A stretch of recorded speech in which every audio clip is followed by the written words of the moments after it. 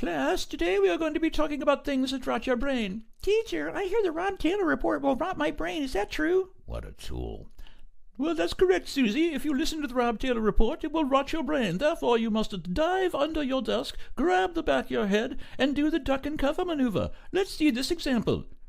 Mama, I want to watch the Rob Taylor report. Timmy, no! It's too late. You've been warned. Children should not watch the Rob Taylor report. Somebody please think of the children!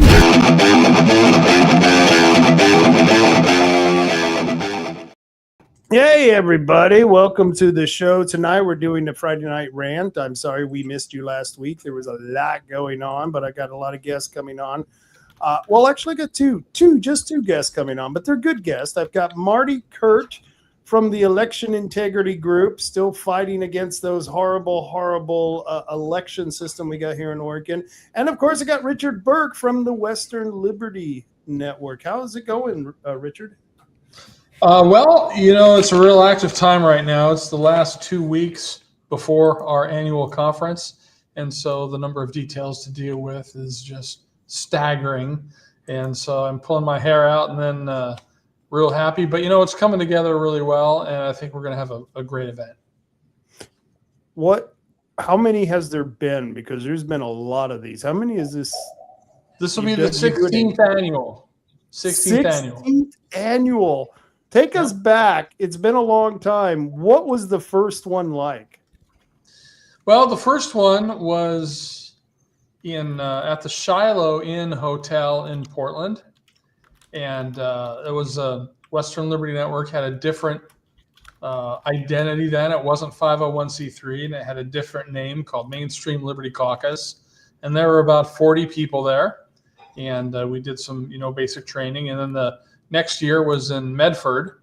That was we changed our name to Western Liberty Network, and we went 501c3. And that was where Mike Neerman was one of the people who began. He got his start with Western Liberty Network in Medford at that conference. And then we had one at Eagle Crest. And that was, right now the attendance was generally going up. And it's just been, progress ever since then.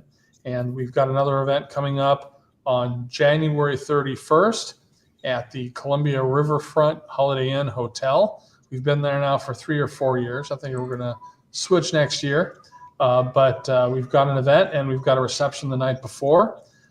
This is a pretty cool event. We've got 20 breakout sessions on skills that activists need to be successful in politics where they live. We've got 4 tracks of instruction. We're going to be talking about how to run winning campaigns in 2026.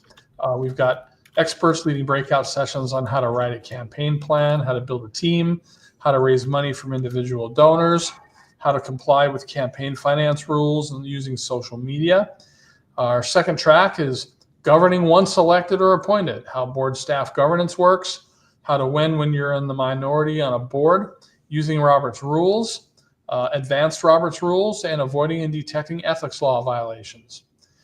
Becoming effective citizen activists, how to testify in person before a board or commission, lobbying public officials in person, how to run for your own personal media campaign, canvassing your neighborhood or precinct, and how to run recruitment information or petition tables.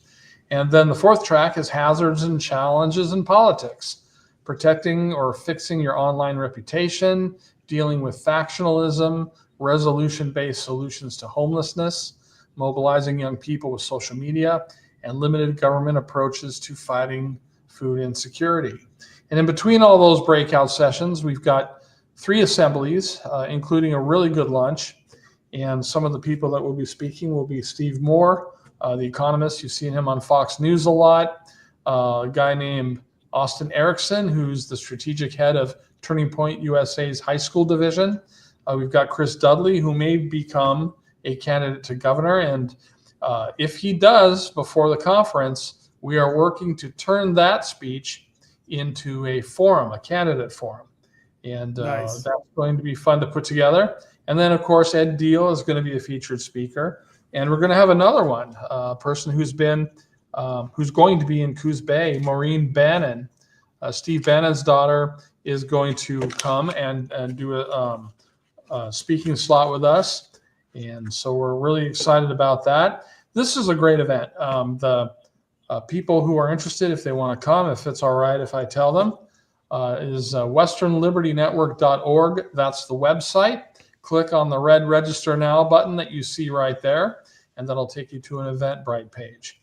If you use the code word Liberty, all caps, no quotes, you get a $25 discount off the $125 fee, and that includes the hot lunch, training packet, access to all the breakouts and all the speeches. It lasts all day, and there is a free reception the night before with a live jazz band, a no-host bar, hot appetizers, and most of the speakers will be there. A lot of events, they'll have a VIP meeting event where you can pay money to meet the speakers, but I don't like to do that. This is for the grassroots, and they don't have a lot of cash, so we don't charge anything. Even if you can't come to the conference, come to the reception, and if you're short of cash for the conference, come anyway. We've got to make our hotel nut, but I've never turned anyone away. It's about getting the information out, and it's about giving people the skills they need. When you walk out, you will be entertained, you will be fired up, but it's not a rally. You will walk out with actual skills that you can use to be a more effective activist. And so that is what the conference is about. And it doesn't matter how long you've been doing this. Every time I've gone, and I'll miss a couple of years, I'll go back, and you've got some of the top of the line instructors to teach those short courses in that day. And the information they pass along is invaluable. And if you don't train on that stuff every couple of years, you forget that stuff. You get rusty. You know what I mean? You don't always practice it. And so people only have limited amount of time to volunteer. They've got family, they've got jobs, and you want to make sure that when you do volunteer that you're efficient, you're effective. Training helps you do that. Without the training, it's like a car that gets 2 miles to the gallon. If you get the training, it's like getting 40 miles to the gallon, and you can make the best of your limited time. And I'm kind of the point person on this. I do the details to get ready, but it's really not my event. It is the grassroots community. The trainers that come in, they participate. The speakers that come in and the activists during the chatter, during the session, during the breakouts, the back and forth, they add a lot of value. So, this doesn't work without the grassroots community being engaged. And that's the important part, is because you're going to go there and you're going to see the who's who of the grassroots movements in Oregon right there at this convention. And I go there and it's like going back and seeing all my old friends. With Suzanne Gallagher, I'm sure, is going to be there. Greg Barnett is going to be there, I'm sure, and Kim Thatcher. I mean, gosh, she's almost like a regular. And so let me ask you, I gotta know, man. I hear the rumors. I was talking to a certain influencer from Portland, and she says she's pretty sure Dudley's going to get into the race. I think he is too. I talked to Ed Deal the other day, and he told me that he had a conversation with Chris Dudley, and that at the beginning of the conversation, he told Ed that he wasn't sure if he was going to get in or not, but at the end of the conversation, he asked Ed for his support. So that's kind of letting the Mustang out of the barn there.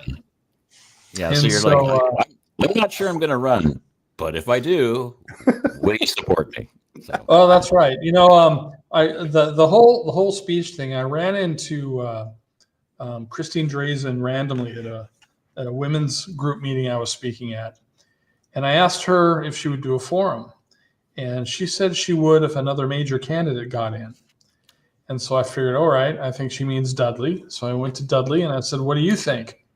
And he goes, well, I haven't decided yet. And so I didn't want things to slip away. So I asked him to be a speaker. I figured if he is a speaker, he's not going to talk about the governor's race. He'll talk about youth activism. It's what he's passionate about. and that would be a decent speaker. But if he did decide to run, I could then, with the slot filled, I could then convert it into a forum. And I think with Dudley, I can get Lars, and I think if Dudley and Lars, I think I can get Christine, and then I'll invite a couple of others as well. And I want to invite Mike Rowe, who's said he's running for governor on the Libertarian ticket, and Danielle Bethel. I'll invite her as well. And so, this whole thing, I'm not saying it's going to happen. I'm trying to put it together. The whole thing could, fall apart and not happen, but that's what I'm trying to do. And so it's hard. People don't realize how hard it is to do one of those things with the, because you got to work with some, it's politics. There's ego, Richard. And so it's kind of hard to get all these cats in the same room, You're herding cats with bad attitudes, and it's just like, wow. Yeah. And it's so much fun because there's, you have all these plates on sticks, and you're like going, well, if I get all these sticks just right and all these plates just right, we may have an event. Or, that's it. We've done this before. In 2014 at our annual conference, we had a U.S. Senate debate with Monica Webby and James Conger, and we had a couple of others there too. So we've done this before. And Lars Larson moderated that event as well. And we thanked him with a bottle of Pendleton whiskey. And he was very generous to do that without a fee. And so we're going to try to do it again, but it may happen. But if it doesn't happen, we've got a great lineup of speakers and a great lineup of trainers that are going to give you skills. It's like summer camp because, as you said, Rob, it's, you see your friends, and, there's no reason this can't be fun. And people generally have a good time at these events. And it's hard to put together, but it's very rewarding. And I think we're going to have a good event. I can't believe it's 2 weeks away. I know, kind of creeps up on that. I know you've got a big event. We got 3 nights of events. We've got this dinner before the big event at the Egyptian, and this Egyptian theater, get this, it holds 700 seats, and we're over 400 tickets 2 weeks before we're there. Yeah, so that's great. I had a conversation with Diane about it. She called me up, very graciously, and I didn't get her number, and I didn't remember her last name, but we had a communication problem during it, and the phone call dropped. And I think she thinks I hung up on her, but I didn't. And so I don't remember her last name, but if she wants to call me back, love to chat with her. Because I think you guys have a really nice event lined up, and I wish you guys success. Thank you. Before I get to the event, because I want to talk to that more, is Bethel going to be there since you've got the chance of Dudley going to be there? Well, she's already signed up, and a couple of her other people. So she's going to be at the conference.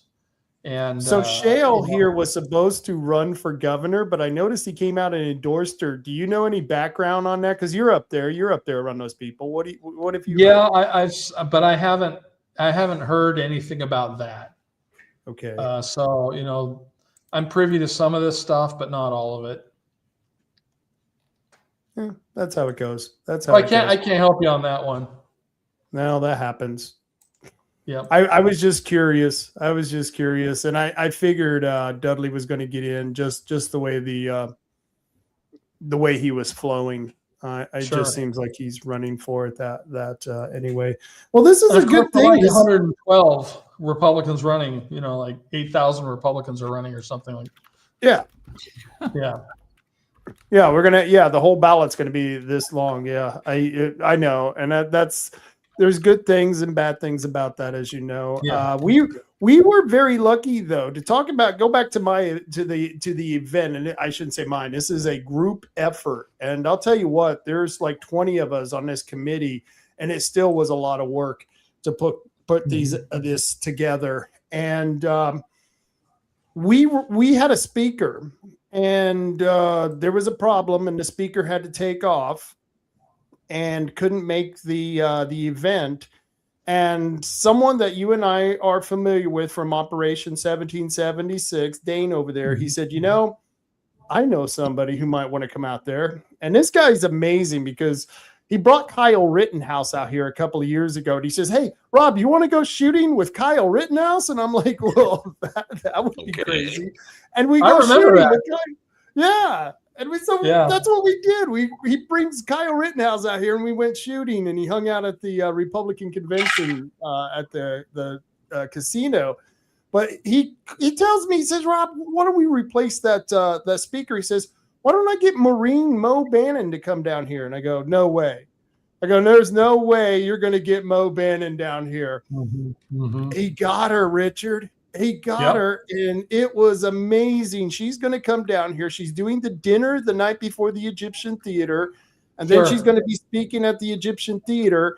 And then that Friday, she's going to be traveling up to Portland to see you on Saturday. Yeah, the only reason she's doing our event is because she's in the area doing yours anyway. She figures she might as well, pinball off and do our thing. And that's great because not everyone can make it down to the Egyptian. In the Portland metro area. It's a 5-hour drive, so I think that's a good bonus. Yeah. Yep. I think that's we're going to have 2 events. It's a good way to kick off the grassroots cycle. And like you said, because there is there's the geographical divide between us down here in the South and you guys up there in the North, this is a great opportunity to have a lot of people link in on same type of similar events and stuff. And a lot of the people who are going to be down here are traveling up there the next day, to see you guys in Portland. And so this is going to be pretty entertaining. This is going to be an exciting weekend for anyone, who's getting ready to check this out. It's a jam-packed weekend where it's like, 4 days of excitement. And it's interesting that you said, it's only 2 weeks away because, just recently I was going, well, but I don't have to worry about that until the end of January. And then I realized, yesterday was January 15th. So I'm halfway through January still going, I don't have to worry about that until January. You're halfway through it already. Wake up. Sure. Well, for you guys, it's even less than 2 weeks. Yeah.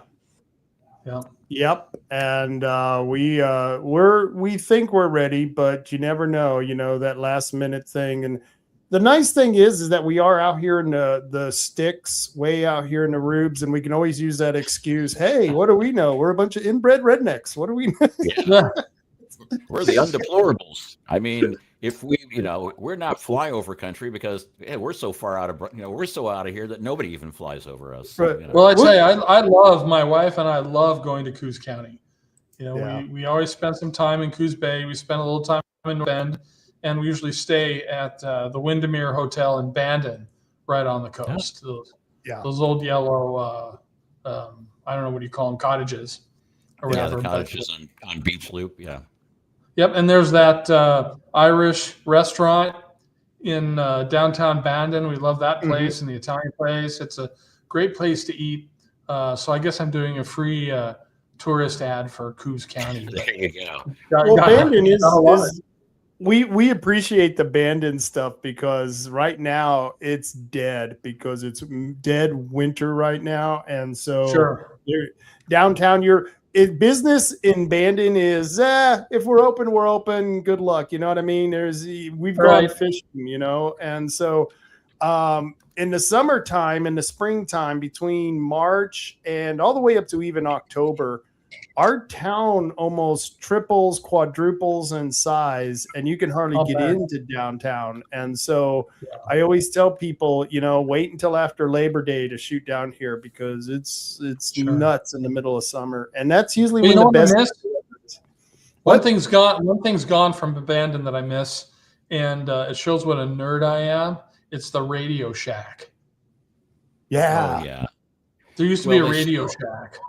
They actually still have a Radio Shack. It's in the Ace Hardware, but it's a pretty, for some reason, they still have the rights to use the name Radio Shack, even though Radio Shack it's gone. But it's not like the Radio Shack of my youth where I was like, I really need a 110K resistor. Where can I go to get one of those? Remember the skull that was the radio? I don't know if you guys remember that. You could make a radio and it had a skull on it or something. It was something weird. They always had weird projects that you could get there. Yeah. They had all these weird projects you could put together. You know, I had like breadboarding things, and you know how I could build a circuit to flash LEDs and sequences, and you know all sorts of. I mean, my first computer was from Radio Shack. I got a TRS. Mine too. TRS-80.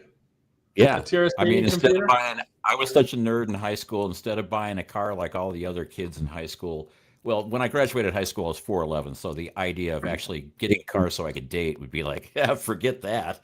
Might as well do something useful with my money. So I went out and bought a TRS-80 and learned computers, and then got a degree in that thing. So what do you know? Well, good for Can you imagine if you guys had those now? Do you either one of you still have those? Yes. No. No way. Yep, I've got a model. I've got 2 Model 1s. I've got a Model 4. I've got an MC10 mini color computer, and a bunch of others that aren't Radio Shack. But I was such a nerd that I had the 1978 catalog memorized. And one time I applied to work for Radio Shack. I told them that, and I think it worked against me. They thought I was some kind of nut. Yeah, he's stalking us. Damn it. Yeah. This guy keeps showing up, saying he wants to work with us. I don't know if that's a good thing or not. No, but every mall that you went to in America had that Radio Shack store in it. And every kid knew that if you wanted something for your little RC cars or your model planes or anything, that was the place you had mom take you, was at the Radio Shack store. And I don't even know where kids go today. I guess Amazon. I guess they order it all off Amazon. Yeah, get a Raspberry Pi off of Amazon. Or Adrenos, Raspberry Pis. But I think there's something missing there. They're incredibly more powerful than anything we had. But with the stuff we had, it was very elemental. You had a connection with the actual stuff that did things point by point by point. And now you've got a mini computer on a chip, and it's just putting sensors together like Legos. And I think you miss some of the theoretical stuff. Yeah, I mean, before the TRS-80 came out, I was going to start building and wire wrapping like either a Heathkit or an MSI 8080. And, and that's where you actually get into the nuts and bolts of how to wire up a computer. You don't just click things together and jam things in slots and hope for the best. Yeah. And it was like, unfortunately, my TRS-80 is long since gone. When I got to college and I started doing computer engineering, we actually took it apart and figured out how to like quadruple the clock speed. But due to the fact that the computer is in the keyboard, it melted the keyboard. So, oops.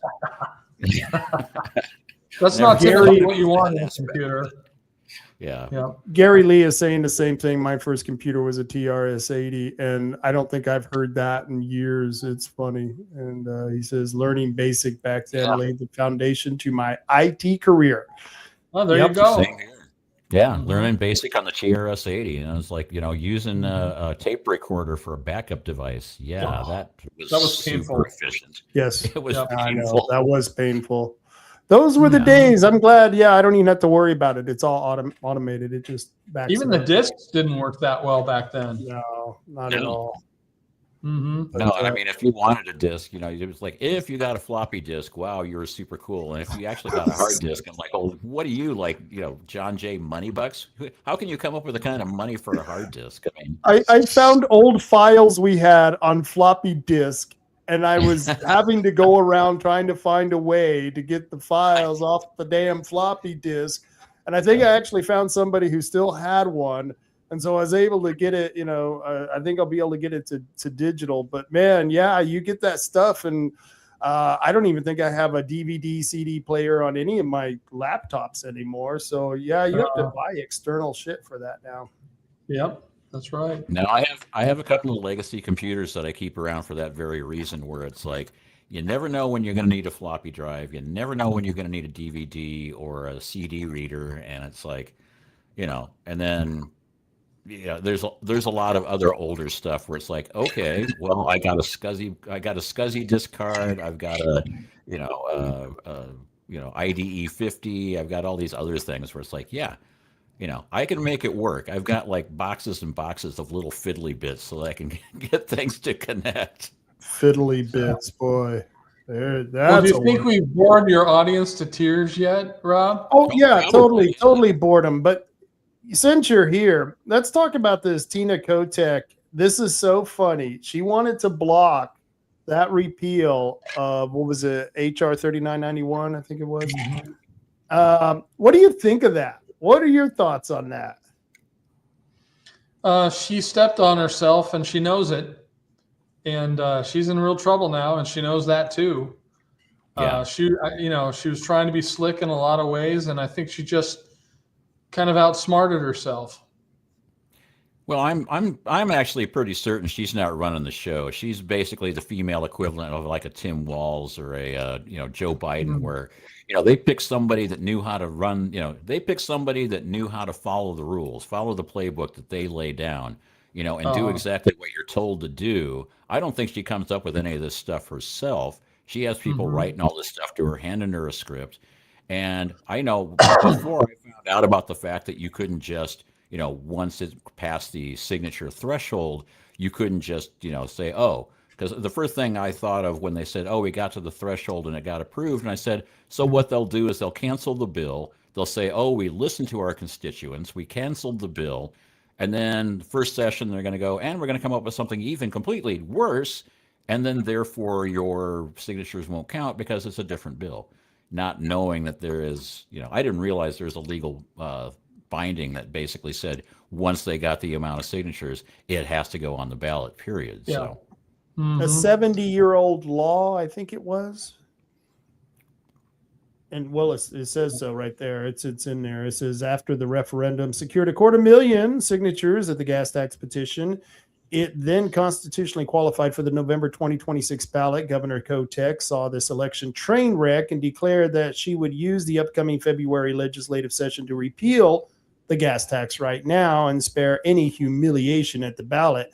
As Willamette Week reports, the Oregon Attorney General has discovered an Oregon 1935 Attorney General opinion that dealt with such a case. The legal opinion said the right of the people to a referendum vote on a statute enacted by the legislature cannot be defeated by a subsequent repeal of the act referred, meaning that's we pretty get clear. to play ball.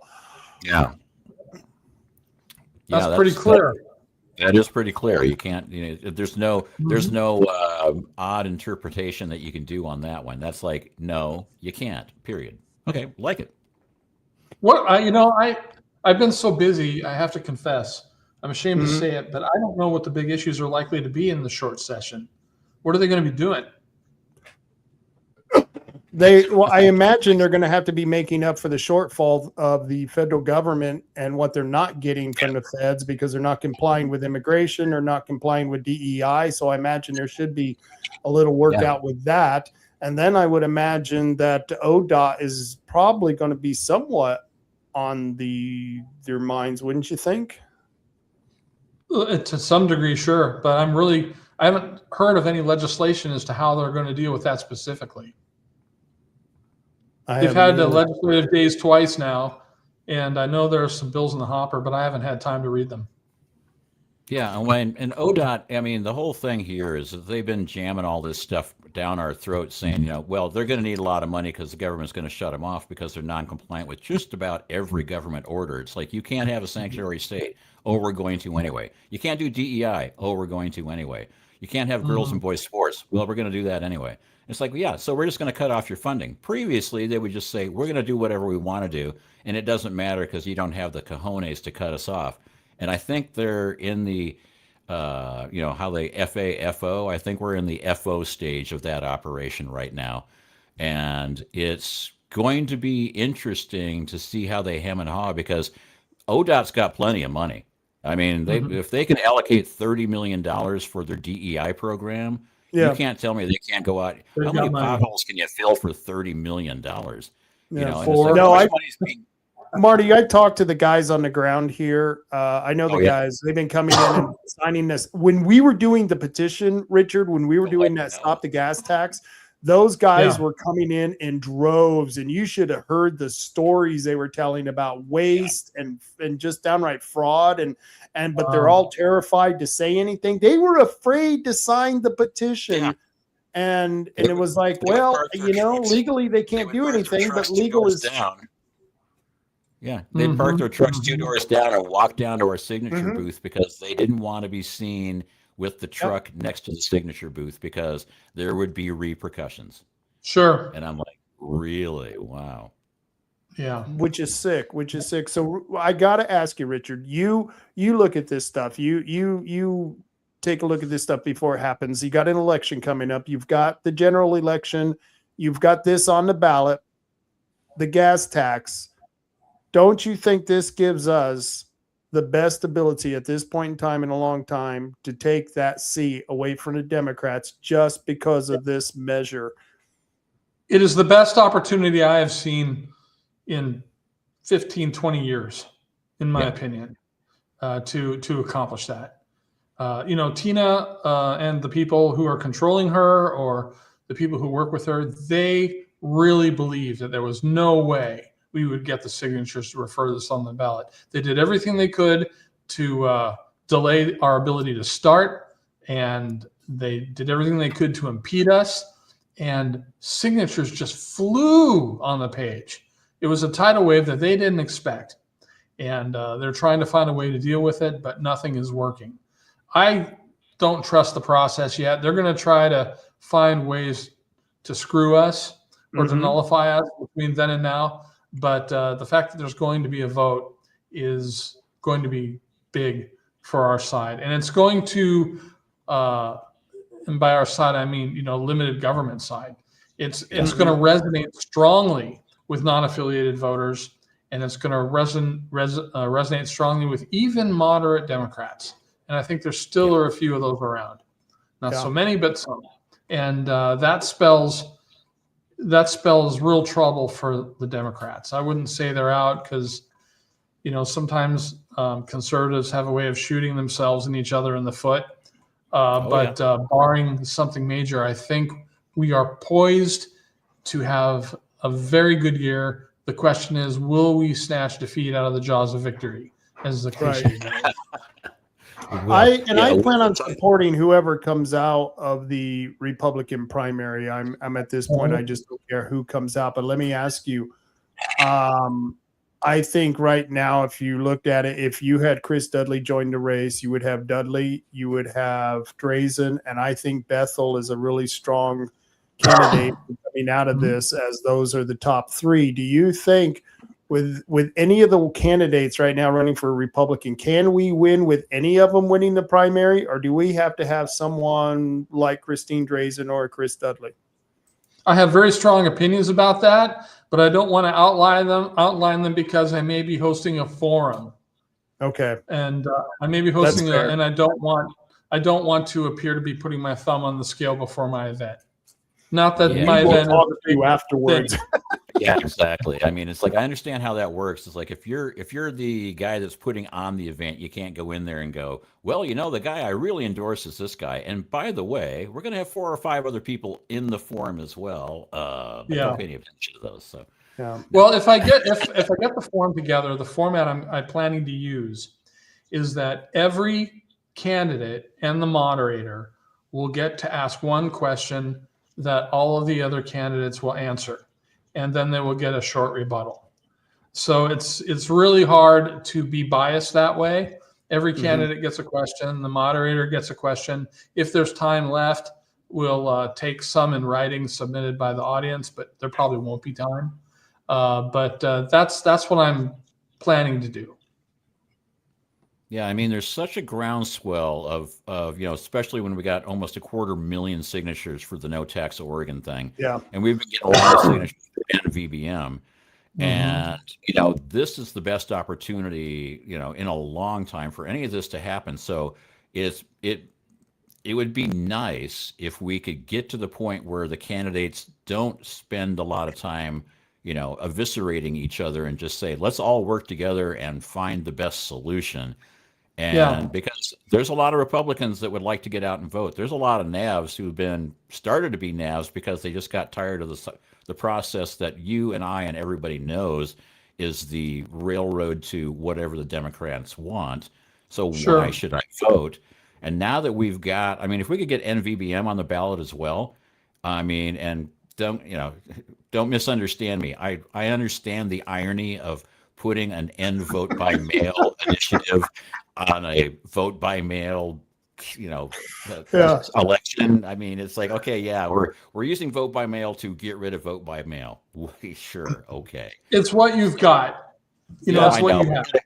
We got to go with what we've got. But the whole point is it's not just vote by mail. We also want to get into one day in person, ID mandatory, precinct level hand counting. Let's clean up the voter rolls and get the voter rolls back in the county's hands. We don't want it to be run by the state. We want it to be run by the counties. The counties get a list of, people have to sign up to vote, and then they lock down their list. And if somebody passes away, they take them off the list. Somebody moves in and they walk in and register, well, they add them to the list. But none of this DMV stuff, and certainly none of this ERIC stuff, where you have all these NGOs that are in the ERIC database with read-write access, and then we wonder why our voter rolls are at 125% of our voting age population. And it's like, and then they add people before the election, and then they disappear weeks after the election. And you're like trying to track down, well, who were the people that voted? Why did we get this kind of turnout? Well, you can't, because once they're out of the envelopes, you don't know who actually voted. As a matter of fact, even if they receive your envelope, you have no proof whatsoever that your vote ever actually counted. But the whole thing is every single step of vote by mail has got so many breaks in the chain of custody. It's like there's absolutely no way you can guarantee that your vote actually got to the elections office and got counted. If you show up at your precinct and you fill out your ballot and you can put it in a box and be pretty certain, they'll have counting going out at the precinct level, and you'll know by the next day what the vote was. So Richard, that's one of the things that Steve Bannon has been talking about a lot on the War Room and focusing on is precinct voting. Get rid of centralized voting through vote by mail. Do you think that's even a reality in states like Oregon? I think there is, but I think what would have to prompt it would be the discovery of a major voter fraud incident. Yeah. Something like that would have to happen that would create the anger. I don't think that anger's there yet. Too many people, including conservatives, just love having a ballot show up in their mail. There are a lot of activists like us that have a problem with it, but those who aren't as active, it's convenient. And of course, what bugs me about it is not just the many issues you've outlined, Marty, but other things like those who go in to help people vote in life care service buildings, and they get guided, in a way. And then some of these kids have voting parties where there's peer pressure. There's no substitute for a secret ballot in a voting booth at a polling place where your ID has been checked. That's the gold standard. And where a vote is counted by hand, there's just no substitute for it. And I'm with you all the way. Yeah, if it's at the precinct level, hand counting can be done in a matter of hours, because the precincts by definition are going to be small enough. It'll be great. It's like I'm old enough to remember when I used to go vote, you'd go to the precinct, they would have a list of all the people that were registered to vote in that precinct, and you'd show them your ID, and then they'd look at the list and say, okay, you live at XYZ, and you go, yeah. And so they'd put an X there, they'd hand you a ballot, you'd go into a booth, you'd fill it out, you'd put it in a box, and the next morning you knew what the election results were. But it was like you'd see your neighbors. You knew the people that were working the polling place. You knew there wasn't any shenanigans going on, because it wasn't just some, you can't look behind the curtain. It's like fear Oz. It's like the great and wonderful Oz. But we're lucky. We're lucky. Unlike a lot of other states, Oregon really only has one large population center. Yes, there's Bend, yes, there's Eugene and Salem, but generally there's really only one, and that's where the mischief happens. The mischief happens in large voting markets. You're not going to have significant voter fraud in Harney County or Wallowa County, because there just aren't enough people. You can't hide it. Yeah. Yeah, you can't hide it. It's, if we are able to watch Multnomah County, to a lesser extent, Clackamas and Washington, if we're able to watch, 5 or 6 counties, it can be handled. It's not as good as, in-person voting like we're talking about, but it's manageable if we gear up. And I was talking to Chris Dudley a couple of days ago about this. He says a lot of conservatives, they don't vote because they don't believe in the integrity of the process. I said what they should do is right now, start recruiting poll watchers, start hiring and securing attorneys, and do other things, and make it known in advance this summer. Right. Don't cobble it together in October. Put it together this spring and summer, and let the powers that be know that they are going to be watched like a hawk, that there are attorneys on hand to fight. That will reduce the likelihood of massive fraud. It won't eliminate it, but it'll make them think twice. But also give conservatives more confidence that their vote will be properly counted if they know there's an infrastructure in place to defend their votes. So I think the time to start building that is right now. The ORP, the Libertarians, all of the major campaigns, they need to be putting that infrastructure together right now and announce it loudly with press releases and all of these other things. And that's something that we were so together on in 2022 after the 2020 election, and then we kind of lost it in 2024. So we'll need to be working to get that back, but we are pushing. We've got over the last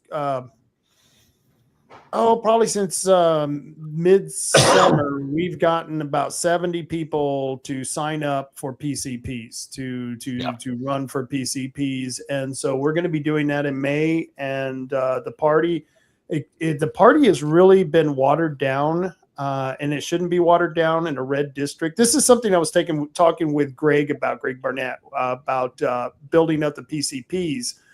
In a red county, you're good with building up the PCPs because you would hope the candidates reflect what their values are. But in a purple county, we were talking about that if you build up a bunch of MAGA Republicans in the PCPs, you may not get the candidates you want because they may be too red for the voters of your purple county. So, this PCP project may be really good for the red counties, but it might be questionable for the purple counties. But that's debatable too. But that's something I've got something to say about PCPs. Okay. As I understand it, PCP stands for Precinct Committee Person. Right. That implies that there is a committee, which the PCP is the chair of. I hardly know anyone in the state that is a PCP that has formed a precinct committee and is actively working their precinct with a precinct committee. Most of the time what I see are people that take PCP positions because they want to be on the central committee of their county party, or because it's part of their social network when they go to monthly meetings. But a PCP person almost never has formed a committee to work their precinct. If I was a PCP, and what I coach PCPs to do is find a couple of other people in your party who live in your precinct who are willing to help you. And there you've got a committee, and you can split the tasks of knocking on doors. Some PCPs have trouble walking because of injuries or old age or whatever it is. What are they going to do? Walk the precinct by themselves? You've got to have a committee. Have a couple of coffees around the precinct where you get your people together. You get them, on the same page, and then get them to vote. Right? I think that the PCP system has a lot of unrealized potential, and that the parties have not done a good job of having the PCPs actually be PCPs. Yeah. Well, PCPs at one point, you were part and parcel to how things got organized at the precinct level when you set up like who's going to work the polling booth, who's going to go out and canvass to make sure people get out and vote. We want everybody showing up at the polling booth. Well, when it went to vote by mail, what's the PCP for anyway? To have like a coffee clutch or a backyard barbecue and beer bash or something? Because right. What are they organizing to do? I mean, get out the vote. Yeah. Make sure that every Republican or whoever, make sure everyone in the precinct actually gets out and votes. That's probably. Go ahead. Oh, I was going to say, and in every precinct, like in my precinct 17, there's like 10 people. I mean, Marty lives in a little precinct. There's like 2. So Marty's going to have to do a little bit of work. And so, but yeah, we're going to, if I can get a few more people to run, just having enough people to run, you might have a committee just in that itself. But it's getting more people involved to work the polling places, to me, is the big part with the PCPs, number one. Sure. And number 2, like you said, to make sure the party is aligned with your county, if your county is a red party. I mean, is a red county. I mean, 60% of the people voted for Donald Trump, but yet our city councils are leftists, our school boards are left. You know what I mean? It's like they don't.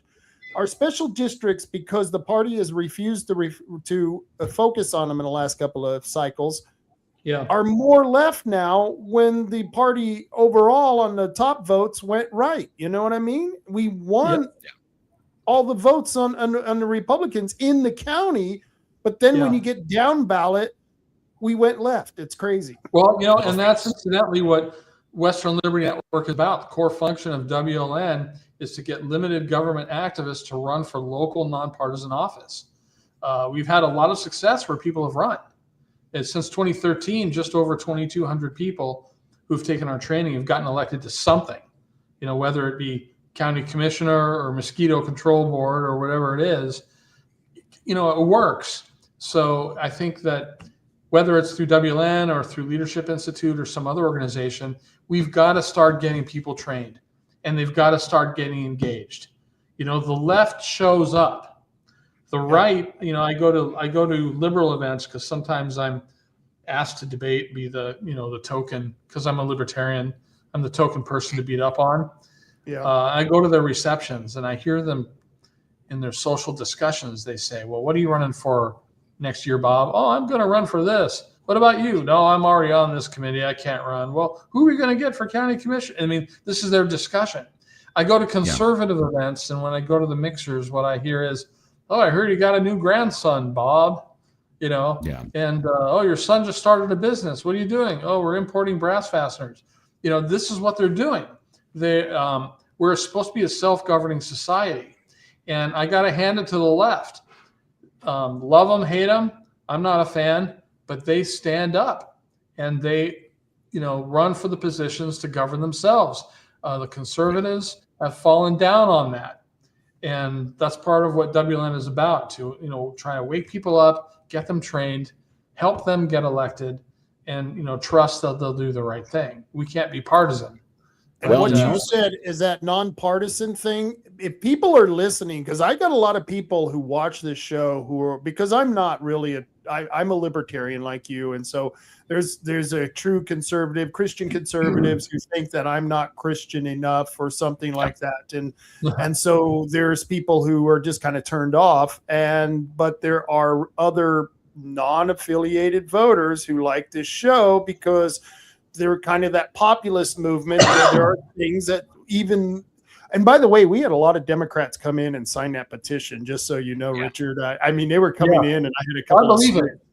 Yeah. So the non-affiliated, when you say nonpartisan, if any of you people out there are watching who are checking into this, if you're non-affiliated, Western Liberty Network is nonpartisan. They want to train anyone, and especially anyone who is libertarian or conservative minded, if you're non-affiliated or even if you're a Democrat. Yeah, if you're a Green or a Democrat, you can still come. The training is available to everybody. But what I've learned over the years is that the left has plenty of facilities. The unions have training programs. A lot of the social justice organizations have training programs. And the left doesn't want their people hanging around with the likes of us. So they generally don't come. But they can if they want to, because WLN is completely nonpartisan. One of the things that's been kind of left out of this equation is that for the longest time, and we're seeing a lot of this, that there's a whole lot of money that's been getting shoveled through various foreign aid organizations and and the Leering Center for kids and billions of dollars has been getting funneled into leftist organizations and NGOs. And I've been looking through the you have one place that's connected to another place that's connected to another place, that eventually it all circles back to making it difficult to follow the trail of money. But all that money is going into things where it's like, get out the vote, or go protest no presidents, or no kings. Go to the no king protest. We'll give you $1,500 a week to do that. And it's like, where's that money coming from? Well, that's the kind of money that's going into getting a bunch of people out to run for dog catcher, to make sure the dog catcher is a woke somebody that will follow the exact rules and regulations of the leftist network. And that money is being cut off. So I'm kind of hoping that all this grassroots stuff on the left side, which is well funded, because some of the places I've looked into that are empty storefronts are getting like $2 to $3 million a year. I can check their IRS 990 forms, and then I can check their EINs and see who they're contributing to and see where that money goes. And it's like, that's a whole lot of money. And then you look at what's going on the right, and it's like, well, we raised like $1,200 this year. Woohoo! So this is an interesting. Yeah. This comment right here is really great, because this is Stock's Family Farm. This guy is an independent filmmaker, podcaster, who also has been going down and filming here in Coos County. We have about 100 people who show up at the boardwalk every other Saturday to do the No Kings rally. And he says the Coos Bay Democrats do organize their sign waving, and they get money from Indivisible Oregon, which is a nonprofit. It's a huge national wide thing, and they do get their money from that, because I'm a part of that group somehow here in Coos County. Really? I get all their flyers. Wow. Yeah, because I looked into it, and it's like, so I actually can go to a website that will show me where all the ICE protests are, and there's one in Bandon, and and it's hosted by Rogue Indivisible, Citizens for Responsible Government, and Restore. Well, one of them in Josephine County was Restore Joco, and and this is and they have all these great names like Uplifting Journeys, where we give $2.5 million to Tren de Agua to like hang out at a drug rehab place where they're selling drugs. Okay. But that money's coming in for them to run a drug rehab place so they can sell their drugs and not have anybody come after them for selling drugs, because they're in a drug rehab place. You can't go touch them. But yeah, see if I can bring that website up real quick here. So here's the weird thing, Richard, is you're having your event that you had at the hotel that you've had at the last couple of years. It's the same hotel. It's a beautiful hotel. But you guys didn't get any protesters. You didn't get any Antifa. You didn't get any of that. We did last year. Did you? Yeah, we did last year. Guy Benson talked about it. They weren't very good protesters. They weren't very skilled. It was kind of interesting. There was a woman that came in. She looked like an obvious protester. She was wearing some kind of muumuu and had some kind of homophobia sign that she was wearing. And she just came into the reception and laid down on the floor. And, clearly what she wanted was to be manhandled and make that an issue. Right. And the hotel said, well, do you want us to move her? And I said, she's just laying there. Just let her be. And people just talked and had drinks while she was laying on the ground. And when the meeting started and one of our speakers was speaking, she started screaming. Then she started to scream. And so at that point, the hotel security removed her from the room. And there were two people that were not obvious protesters that were hanging around in the crowd. And then one of them started yelling. So they removed them. And then the third one did, and they removed them. It was really funny because they were accusing us of homophobia. but they apparently didn't do their homework because our keynote speaker, Guy Benson, is gay. Of course, one of our co-sponsors was Log Cabin Republicans. Right. So apparently they didn't do their homework very well. But we did get protests, and we got some Antifa marching outside of our event one time when we were at the Embassy Suites in Tigard, but they didn't cause any problems. So we have had some protesters, but nothing violent, just stupid.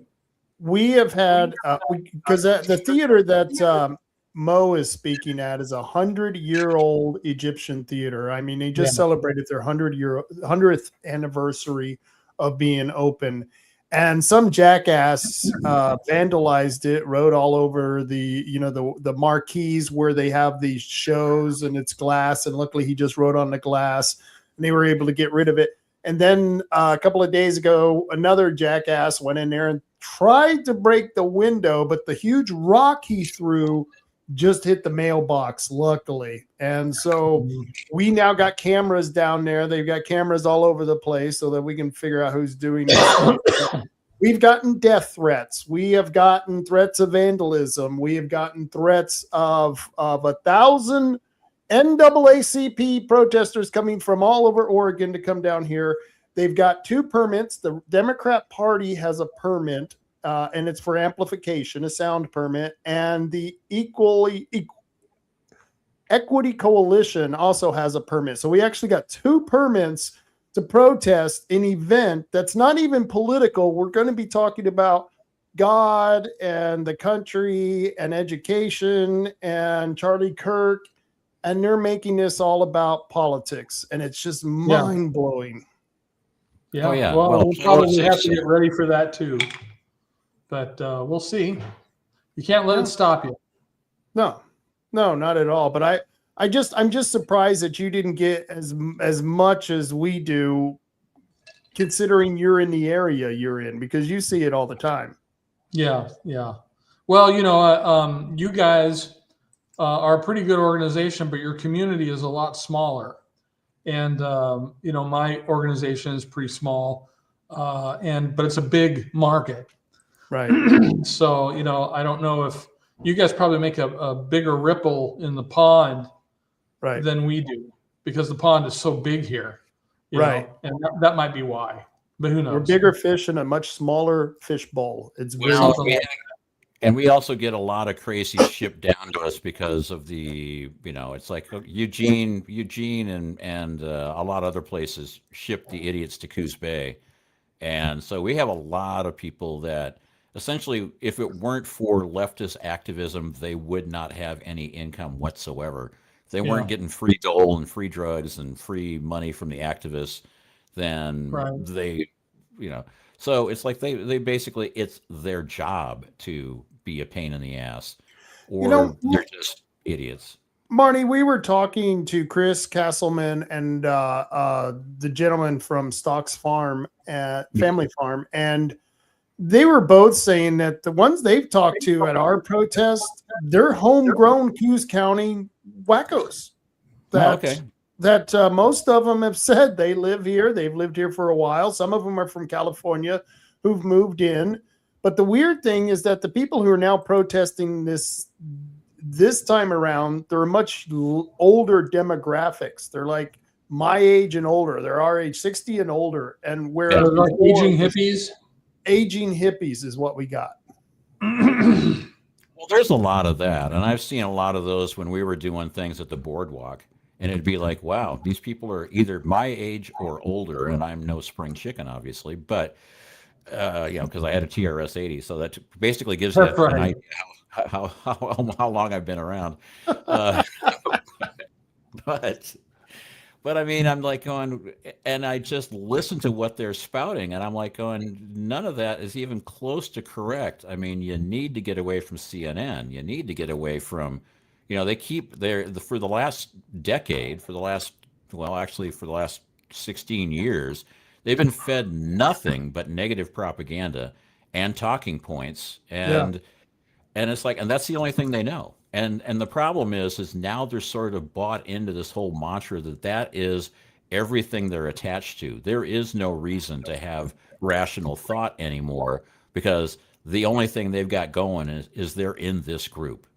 And that's the sad, that's the sad statement of their life, is that your whole life is revolving around protesting against your own country and against your own people and pushing hate under the guise of, oh, it's equity. Oh, he's a dictator. Oh, he's a Nazi. Yeah. They're not calling us Nazis because we're Nazis. They're calling us Nazis so that when people inflict pain and attack us, it's justified.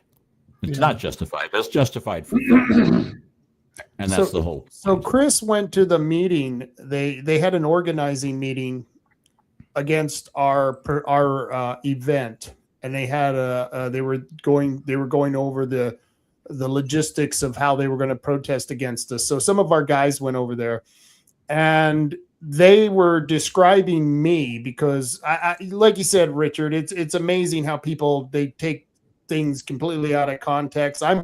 They accuse me of being the grand wizard of the Coos County KKK. I mean, I literally have been called that.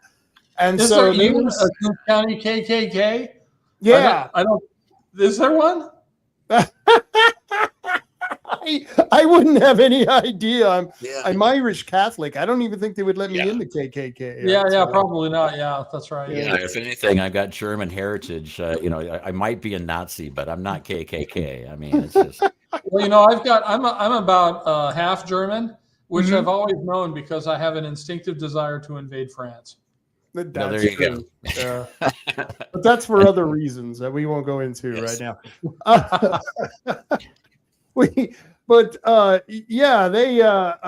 Boy, now I forget where we were going. Where were we going? The fascists, the KKK. Yeah, so you're saying you've been said that you are the grand wizard of the Coos County Ku Klux Klan, and I'm like, do you spell? You're gonna love Coos this. County spelled with 2 Ks now, so it'd be like with 2 Ks. We're doing Coos County with 2 Ks. Exactly. No, so what they were telling people at this meeting is that I'm the owner of Herbal Choices, because Herbal Choices is my sponsor here, and I'm not the owner of Herbal Choices. I'm totally I don't have any stock in Herbal Choices. I probably should, because I'm a pretty good customer of Herbal Choices, but other than that,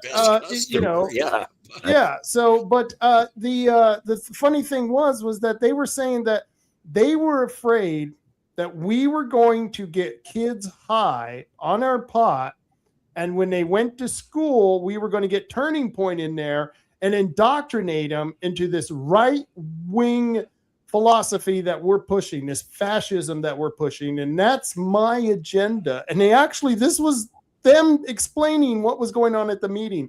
And Chris and all these other people are sitting there, people who know me, and they're looking at each other like, wow, these people are whacked out of their mind, man. This is just too much. Yeah, I mean, it's interesting. And funny, I hear the cuckoo. Which one of you has the cuckoo? That's got to be Richard, because we got a cuckoo clock our daughter gave us after she went to Europe, so that thing's going off all the time. Yeah, I'm like I have that noise going off in my head quite a lot because I was brought up on those kind of cartoons where it's like cuckoo, cuckoo. I mean, it's interesting that they're projecting that onto you, saying, and this is what I find surprising, that they're concerned that you and your ways are going to get the kids high, and TPUSA is going to indoctrinate them into loving their parents and loving God and being responsible and having an open dialogue, because, oh my God, we can't have that. And that at the same time, they're really fine with naked guys swinging their junk in front of 6-year-olds. So when does the concern for the children come into play? I mean, if you had drag queens, going and cheering up people at an old folks home, then I'd say, okay, maybe if they want to do a kindergarten book signing or book reading, it's less suspect. But when that's the only thing they want to do, I'm like going, so where's your concern for the children? Where's your concern for the children when you allow that person to work at SWAC? Where's your concern for the children when we have all these things going on where they're, people that are actually actively going against children and doing bad things to children get away with absolutely no, And we're getting protested. We're the ones getting And protested. we're getting protested because we want that to stop. Yeah, incredible. Richard, let me put this back on the screen again because I don't know how well we covered it. Go tell us again, what's the date, where's it at, and how people can get involved, because I really want to push this for you. Yeah, recap. It is, recap what you did at the start of the show. So, okay, sure, I will. This is a great training event. The speakers you see there are, we have Maureen Bannon added to them. We haven't put that on the web yet, but Steve Moore, Kim Thatcher, Ed Deal, Austin Erickson of Turning Point USA, and Chris Dudley, who may run for governor. They're all going to speak on Saturday, January 31st at our conference. There are 20 training breakout sessions where you can learn how to be a more effective activist in the 2026 election cycle. You get all this and a great lunch for $125 if you use the promo code Liberty, all caps, no quotes. You will get $25 off of that. There's also a reception the night before that's free, and there's hot appetizers for as long as they last, a live jazz band and a host bar, and lots of good fellowship there. That's basically a party. That'll be a lot of fun. If you want to register, you can do that by going to westernlibertynetwork.org. Click on the red Register Now button. You'll be able to register yourself and anyone else that you want to come with you. If you need lodging for the night, we have a discounted group rate, and you can get lodging through the registration process. That's really easy to do. It's a hotel that's been recently remodeled. It is at the Holiday Inn Columbia Riverfront Hotel near the Jansen Beach area in Portland. And again, the conference starts on Saturday, January 31st at 9 a.m. It'll go all day, with the reception taking place at 7 p.m. the night before. This is a great event. This is, I don't think I'm boasting when I say this is the premier limited government grassroots training event of the year. Yep. And we would love to see you there. Love to see you there. I would second that totally, Richard. I think this is the top of the line. If you want to learn grassroots activism and campaigning, this is the place you want to go every year, because every year you just have exceptional speakers and a great history on it too. Mm-hmm. Well, thank you very much. It'll be our 16th. So we hope it'll be our best. That is very cool. And for anyone who's interested in coming down here on the coast, we have also going on is the Coos County American Tour, Values Tour. And we've got guys from Club America who will be speaking here. Lincoln Cazares and Nolan Crombie will be the other speaker. They'll be talking at the theater. There is a dinner beforehand, and if anyone wants to go to the dinner on Wednesday, it's a private dinner. It's kind of non-formal. We'll get to sit around with the speakers and hear a few words from them and other people who are involved with putting this together. And so if you want to get involved with that, send me an email, rob@robtaylorreport. Once again, that's rob@robtaylorreport, and I will send you an invitation to that dinner on Wednesday before this event here. And this is going to be a really cool event at 100-year-old theater. It was so cool that Operation 1776 owner Dane was able to pull this together and get Maureen Bannon out of here. We almost canceled this whole thing. This whole thing almost got canceled because our speaker left, and we nearly lost Turning Point. And within the last couple of weeks, we pulled it all back together. And now, on top of it, because she's going to be down here, Richard and Western Liberty Network is going to get to have Mo speaking at their event there. So you guys have great opportunities for this weekend. Yeah, well, thank you guys for bringing her, because we wouldn't be able to get her unless she was already in the States. So thank you kindly. No problemo. No problemo. We'll have to do that again. Well, I'll get in touch with Greg, because we plan on doing more of these, and maybe we can train off that again, because that worked pretty well. Are you familiar with Brandon Hart? A little bit.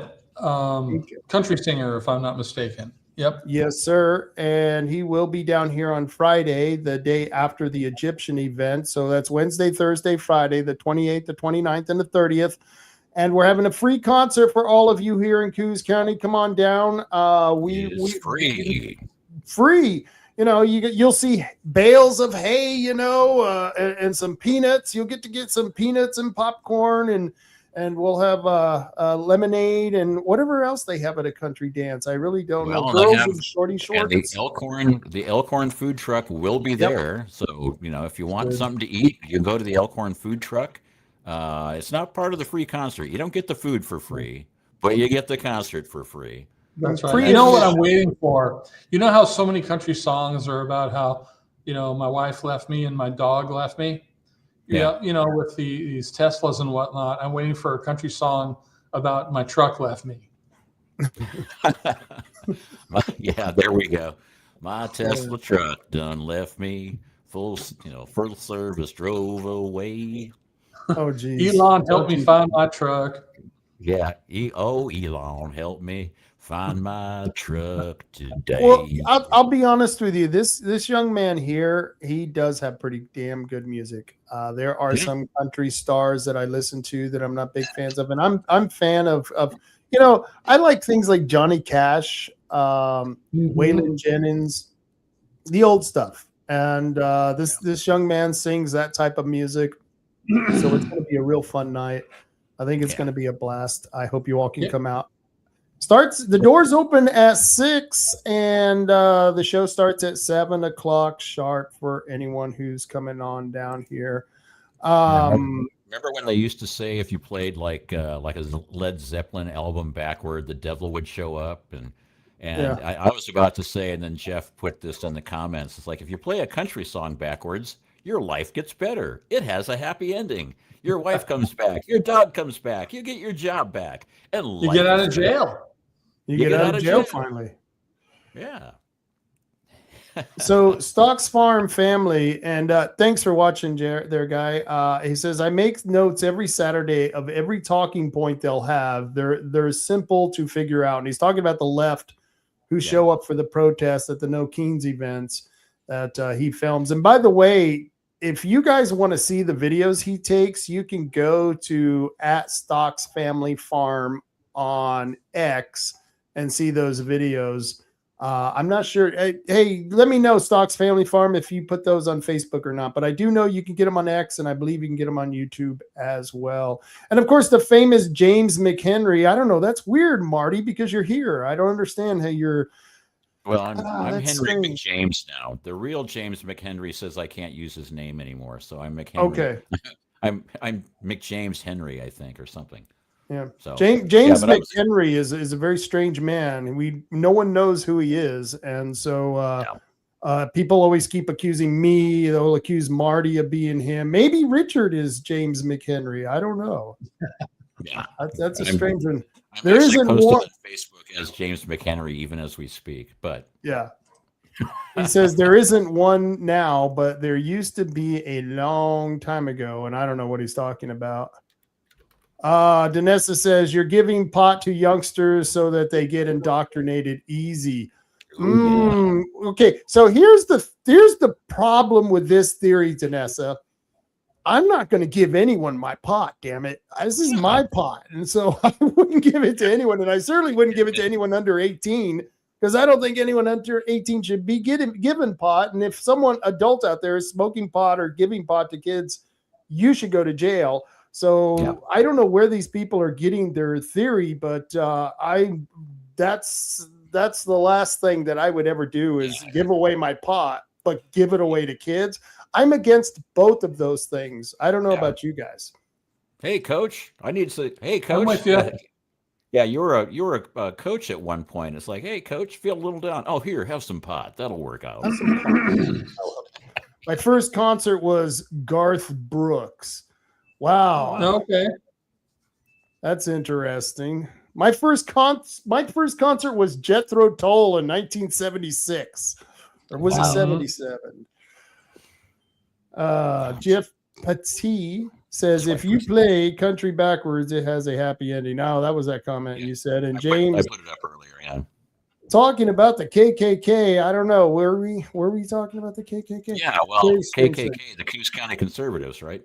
Oh, we spelled it wrong. Sorry. The Coos County Conservatives. We did spell it wrong. But if you spell it the way we have the PAC, the Friends of the Coos County Republicans, we're known as the Fockers. So that's FOCCR. FOCCR, the Fockers.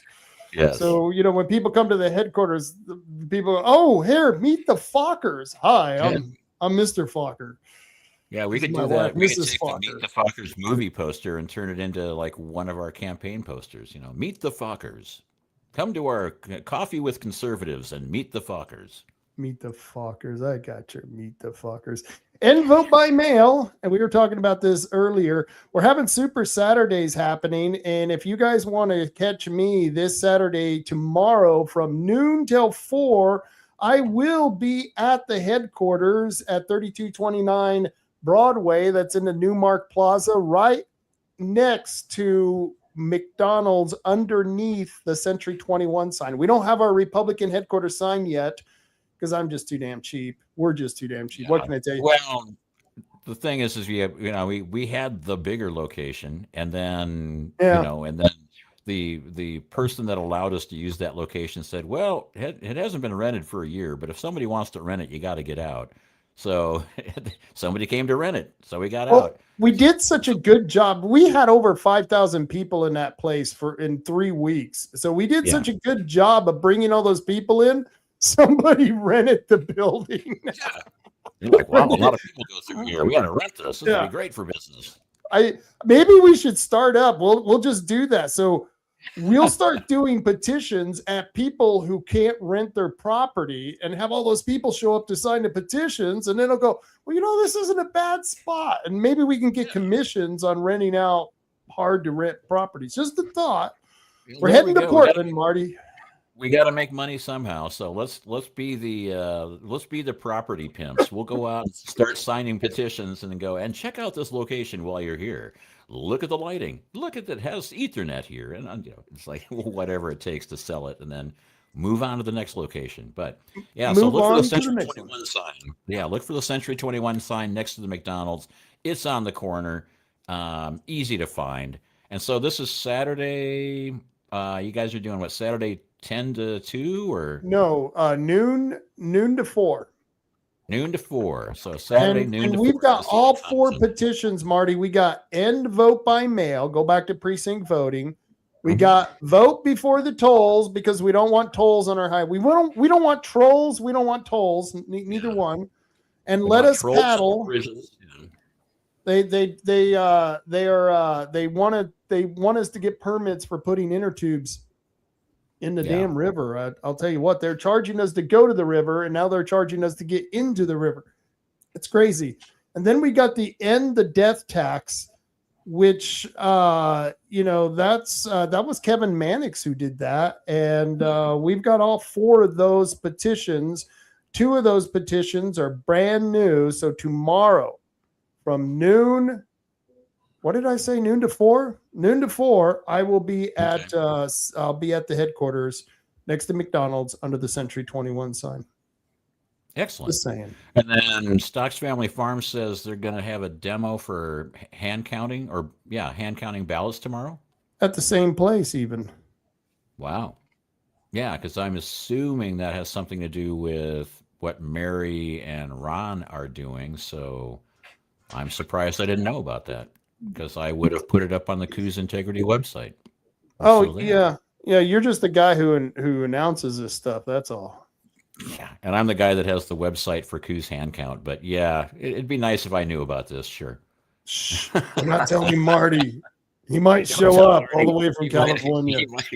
He might update the website. We don't want that. He might update the website. We don't want him doing that.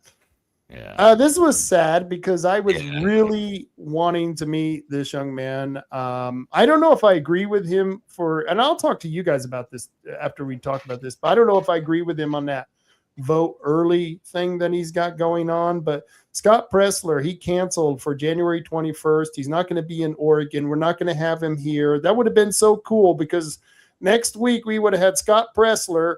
And then the following week, we would have had Turning Point guys and Mo Bannon. I mean, what a 2 weeks of stuff. So it would have been Scott Pressler, Turning Point, Brandon Hart. I mean, what a combination of events all in like 2 weekends. Yeah. So let me ask you, Richard, so this is the argument, and Dr. Frank was making this as well. He's opposed to the early voting. There are some people who say, let's vote on election day. I myself, I wait for election day. But some people say, let's vote early and then we know who votes and we can get out to the people who we know haven't voted. You strategize in this stuff. You're into strategery. So tell us what's going on with this.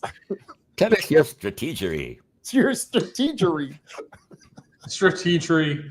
Well, there are a couple of ways to look at it, but I think that we have to recognize, if I understand your question correctly, I think we have to recognize the situation that we're in, and I think it's important that conservatives bank votes as early as possible and to the largest degree as possible, while at the same time keeping our eye on the ball that the system is wrong and we need to end vote by mail.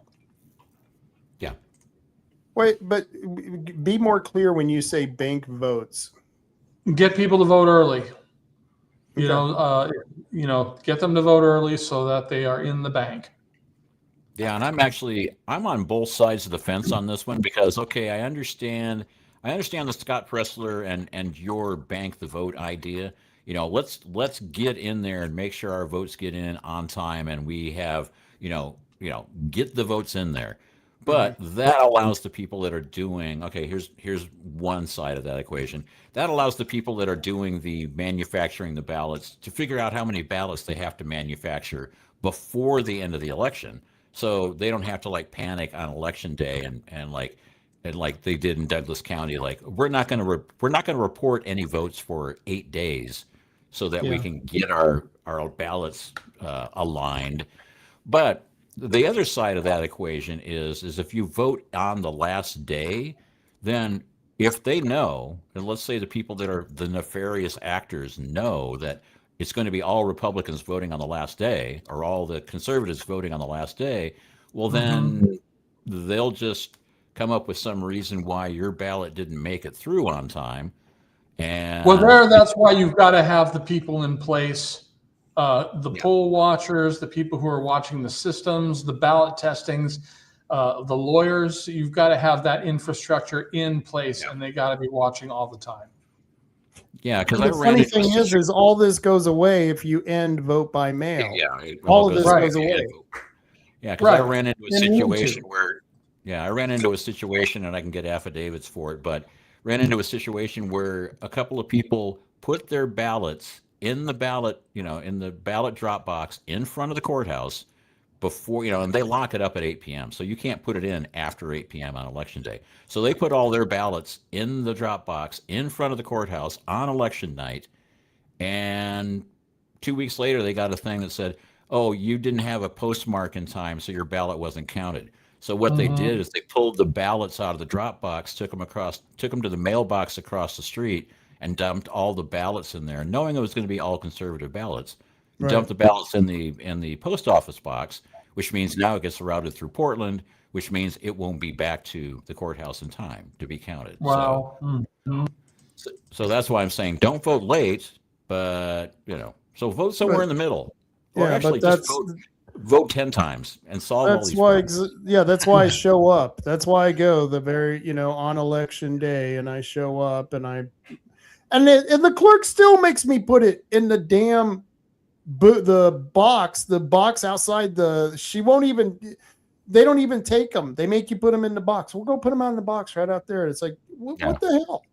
Well, I actually had the clerk take my ballot one time because I was talking to somebody in line about something, and she was like, Marty, what are you doing here? You can't be here. You're not allowed to be in the hallway talking to people. And I'm like going, since when? I can talk to anybody I want to, anywhere I can. And she's just started screaming at me. And I'm like, well, why? And essentially she was like, why are you here? And I said, oh, I was just going to drop my ballot off. And so she took my ballot in her hand. But didn't make me go out and drop it in the box. But she was yelling that I was giving out disinformation because we had 10 people standing in line that never received a ballot that wanted to get a last-minute ballot. And I'm like, oh, too bad I didn't have my laptop because I could have told you what address they sent your ballot to. And she's like, you can't tell them that. That's misinformation. Get out of here. You can't be in the hallway. And I'm like, you can't give them the information. It's on my website. What are you doing? Yeah. Don't use my website for that kind of misinformation.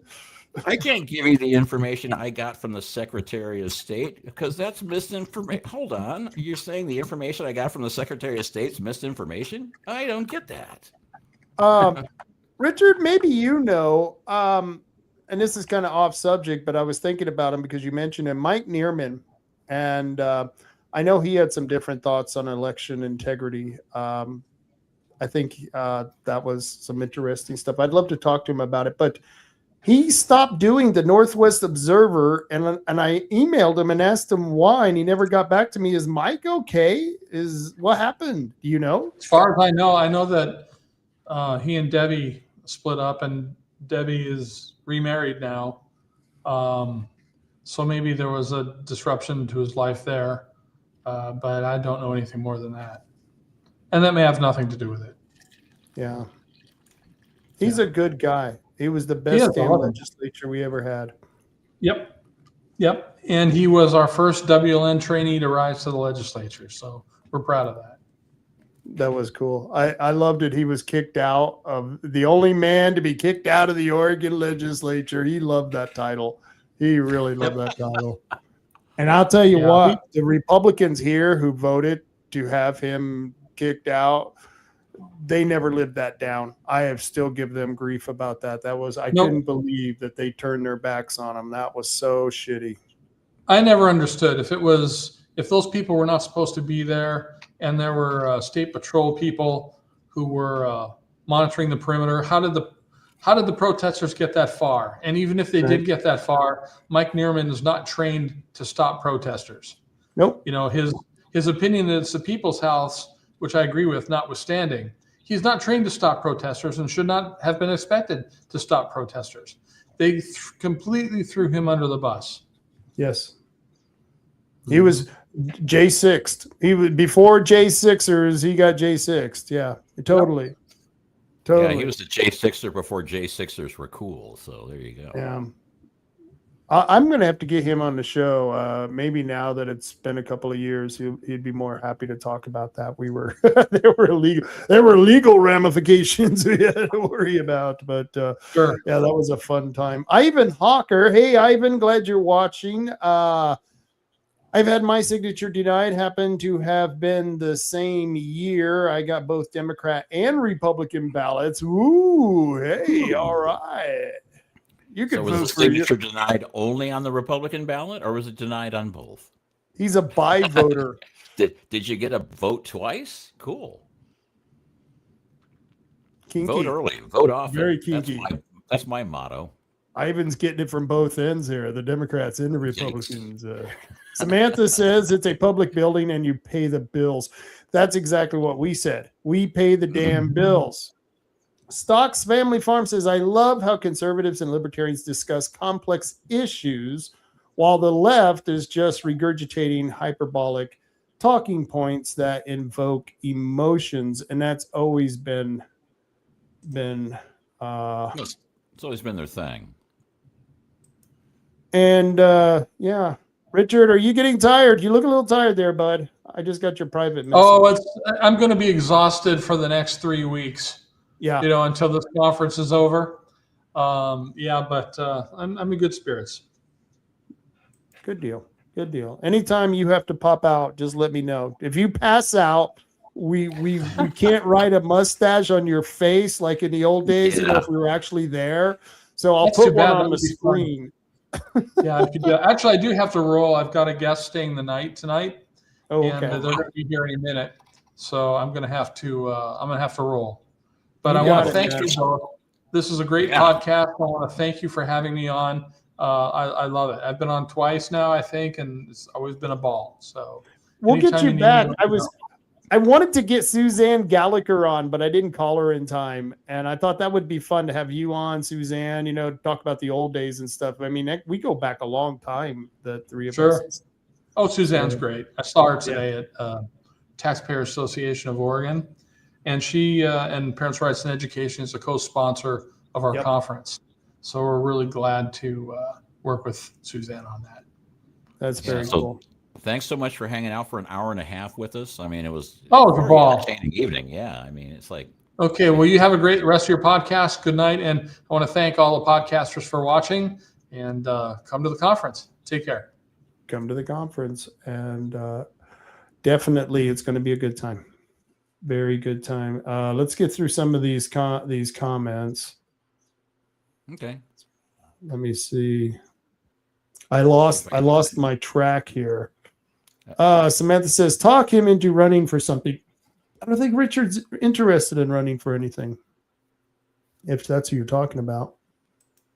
Richard's, he likes being behind the scenes. He likes being the player behind the scenes. And we have a lot of people like that who, let's just face it, some of us are not made for office. I'd be telling that lady who would get up and Rod Taylor and John Sweet, they're so nice to that lady who gets up and just says the stupidest thing. And I'd go, lady, are you just a fucking moron or what? I mean, that would just be me. That would be my natural response. So that's why I don't sit on the county committee.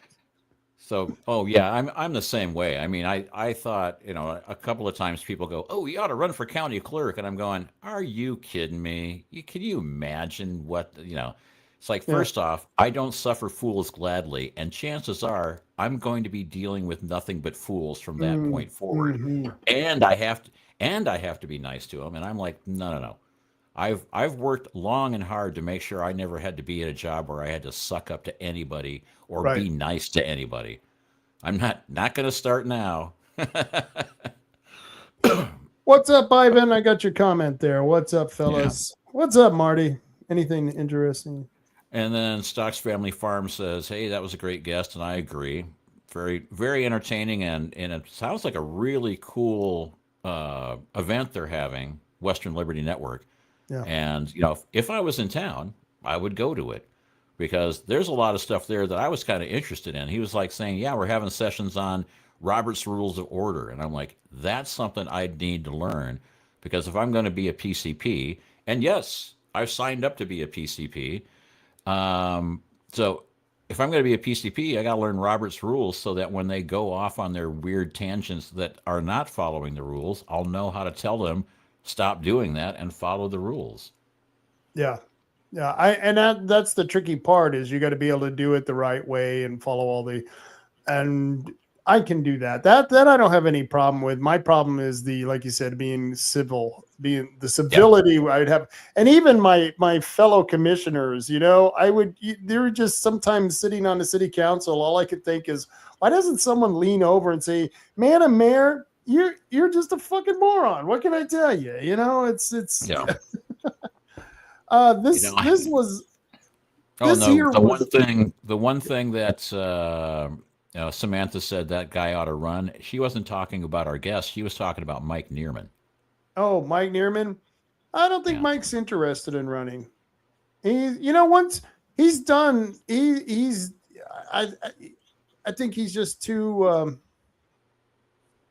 I don't know. Life is too short to do what he's done already again. And so that's where I think he's at. So this wanted CASA volunteers, CASA is a really good place. Don't get me wrong. I want to say that they help for people who, who have been abused, who are going through suffering and family trauma and other trauma. And it's a good thing. But here is the weird thing. Check this out. If you enlarge it like this, I want you to look down here at week 3. They have Lavender case and court reports. I'm not sure if that Lavender is the last name of somebody or anything, but I don't know what a Lavender case is. But underneath it is the LGBTQIA 25 plus and cultural humility. I'm not sure if we're humiliating people because of their culture or if we're elevating people because of their culture. That's a strange one. Well, and okay, lavender used to be the code word for somebody that was used to be the code word for somebody that was gay, but was essentially you couldn't say gay back then. But I don't know if there was a case where somebody was discriminated because of the fact that they were gay, and it was just called the lavender case, would be my guess. But I mean, LGBTQIA 25 plus. Now, does that mean you're LGBTQIA and over the age of 25? Or have they added so many letters now that they've got LGBTQIA and 25 more letters to go? And then Can we just call them queer folk? They're just queer folk. And I mean, way too many letters anyway. I mean, because it's like, you know, well, L is what? Lesbian. Well, G is gay. Well, if you're a woman and you're gay, that means you're a lesbian. So that's redundant. So we don't need the L. It's just G. And okay, B, you're gay half the time. Okay, well, you're still just gay. So okay, we got rid of LB. I mean, trans. Okay, and so forth and so on.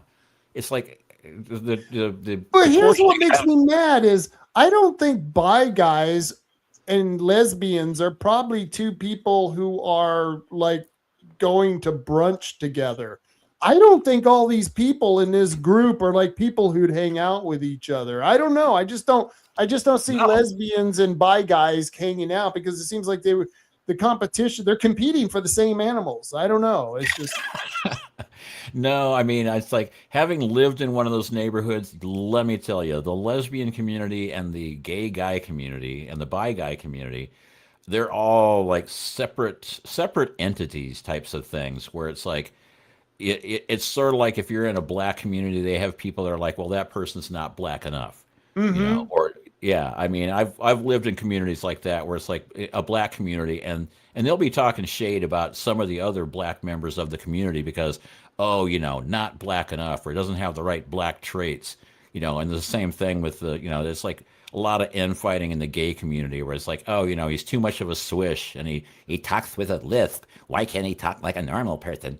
That kind of thing. And it's like, so no, there is no big community where they're all like getting together and singing Kumbaya. No, not in the least. They're a bunch of, infighting, cackling cronies anyway. So, but that's like the Hispanics of the Southwest. I've literally seen bar fights started over, no, our family is Spanish. We're the Martinezes from Spain. No, our family is Mexican. We're the Martinezes from Mexico.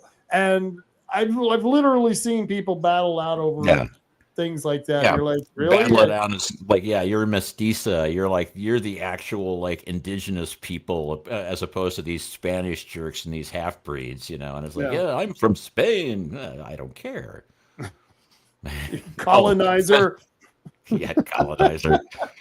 Yeah, Phil is saying like he thinks the 25 is two spirit, and I'm like, yeah, well, I need to get into my liquor cabinet and get some more spirits. Two spirit wasn't enough. I believe the 25 is actually two spirit. Yes, the 25 is two and a half spirit, wouldn't it be? 2.5 spirit, I think is. We missed usually a couple of these. I usually get the 750 liter bottles, so I don't know what 25 is. So,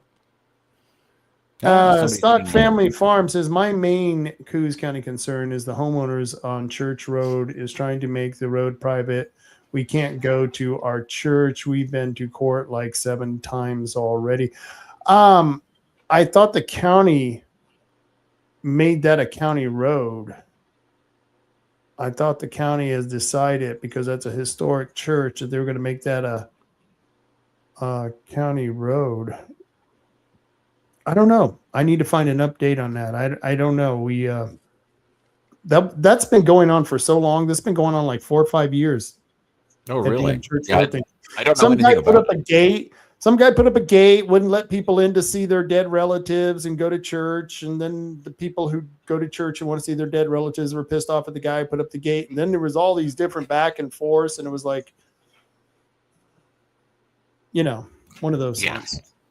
And he says, a little farther down here, he says, and not yet. The gate is still up, but they had to cover their cameras. Just, they wanted to take pictures of people grieving their dead relatives. What kind of sicko does that? That's weird. Why would you even want? I don't even get that. I could see having them like at the front of the gate to see people coming in, because you do get people who are vandalizing. And I don't know if this is true, Stocks Family Farm, but someone was telling me that that's one of those cemeteries that gets those weird satanic people. I don't know if that's true or not, but I've heard that one of the neighbors up there, I think it was the guy who put up I think it was Messerly who was telling me this, that they've actually had satanic people doing satanic rituals, which is dumb. That's the stupidest thing. We're going to do satanic rituals, man. Worship the devil.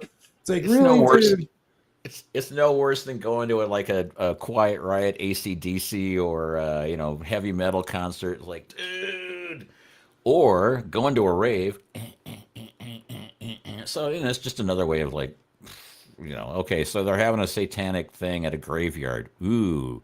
Think of the setting. I mean, it's like, it's like, who is the set designer here? This is just marvelous. I love this setting for a satanic thing. James being so edgy, man. Yeah, so edgy. I'm satanic. Well, I always think that's these guys who are nerdy who are trying to get laid. That's what it is. Well, yeah, that's a lot of the goth thing. I mean, yeah, it's like, okay, Satan wants me to have sex with you in weird positions because that's what Satanists do. I guarantee you this is the conversation that the weird Satanist is having with a girl. Really, Satan wants you to do that to me? I don't know. What kind of weird position are you talking about? Well, I have no idea. I'm not a Satanist, so that's what I'm saying. But the expertise of the kid that's dressing like a goth or being a Satanist would be like, well, the only position I know is missionary, which is kind of weird if you're a Satanist because you got that missionary word in there. So. They got that missionary word in there. Yeah. He says, I've been going to that church for almost a decade. I run their YouTube channel too. I love those people. And that's what I said. Why would anyone care if people are going to church or going to the cemetery? And I forget what Messerly's reason was behind it. And I think the church sued them. He sued the church. There were property line disputes. I mean, it was like the Hatfield and McCoys out there. It was wild. And I made the mistake of saying something, and I don't even remember what I said. I was trying not to take sides, and boys, Messerly got all mad at me, and he met me down at the county commissioners. Let me tell you what's really going on. Okay. And then he told me, and I'm like, I'm not sure if that's really what's going on either. That doesn't sound right. But it was like listening to 20 blind men describe an elephant. It was that bad. Yeah. Well, I've been in some interesting property disputes because the house I had in Oakland, the guy who built the house originally built it across the property line and actually built it onto somebody else's property, but they didn't have a house there. It was just an empty lot up in the Oakland Hills. And so they built across the line. And then when the person that owned the empty lot found out that this guy had built onto their property, they got in a big, long legal battle, went on for years. Eventually, he had to cut off like a corner of the house. So when we moved into the house, I was like, why isn't this house all square except for this one side, which is triangular? And then somebody explained it to me. And it's just like, but it was like a multi-year, multi-$100,000 battle because this guy built across the property line. And it would have been, if that was me, I'm like, all right, I don't really care that much about that 3 feet of land you got your house on, but oh well. But that's just me. But yeah, I can see where people would just be like up in arms about, oh, you walked down my driveway without my okay. And it's like, well, actually, it's a public road. Yeah, but part of it's on my land. I'm like, it's not worth arguing about that one. It's my goodness.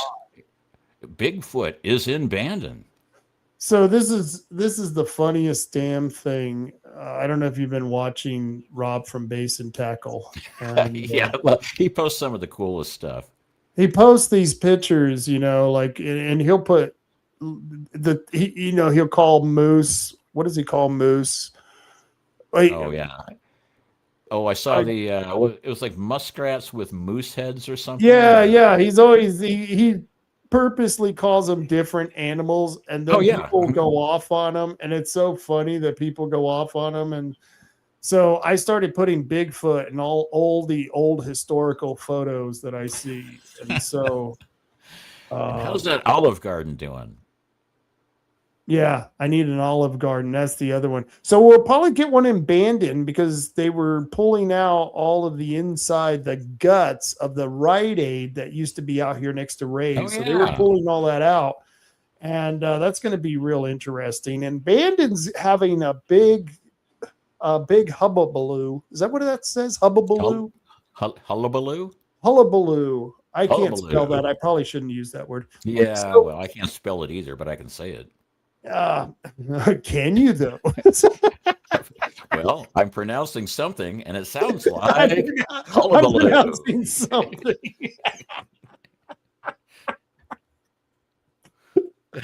Oh, that's funny. I'm pronouncing something. Oh, well, where was it? Oh, so the Bandon School District is having a fight with the school board. The union and the school board are fighting. And they're fighting over the superintendent who wanted to get rid of like 10 teachers because the school's population of kids has gone down. They just don't have the kids anymore, which part of the reason is that parents found out what they were teaching their kids or not teaching their kids at all. And the parents just pulled them out and are doing homeschool or private school. And that's become much bigger here in Bandon.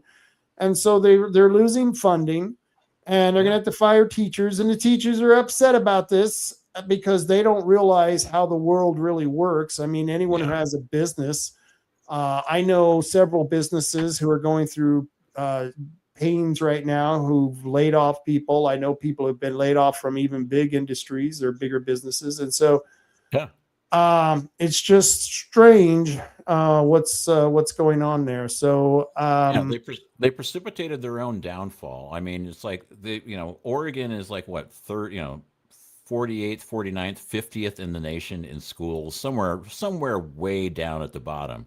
Yeah. And then, and so much money is going into all these school systems and getting such bad results.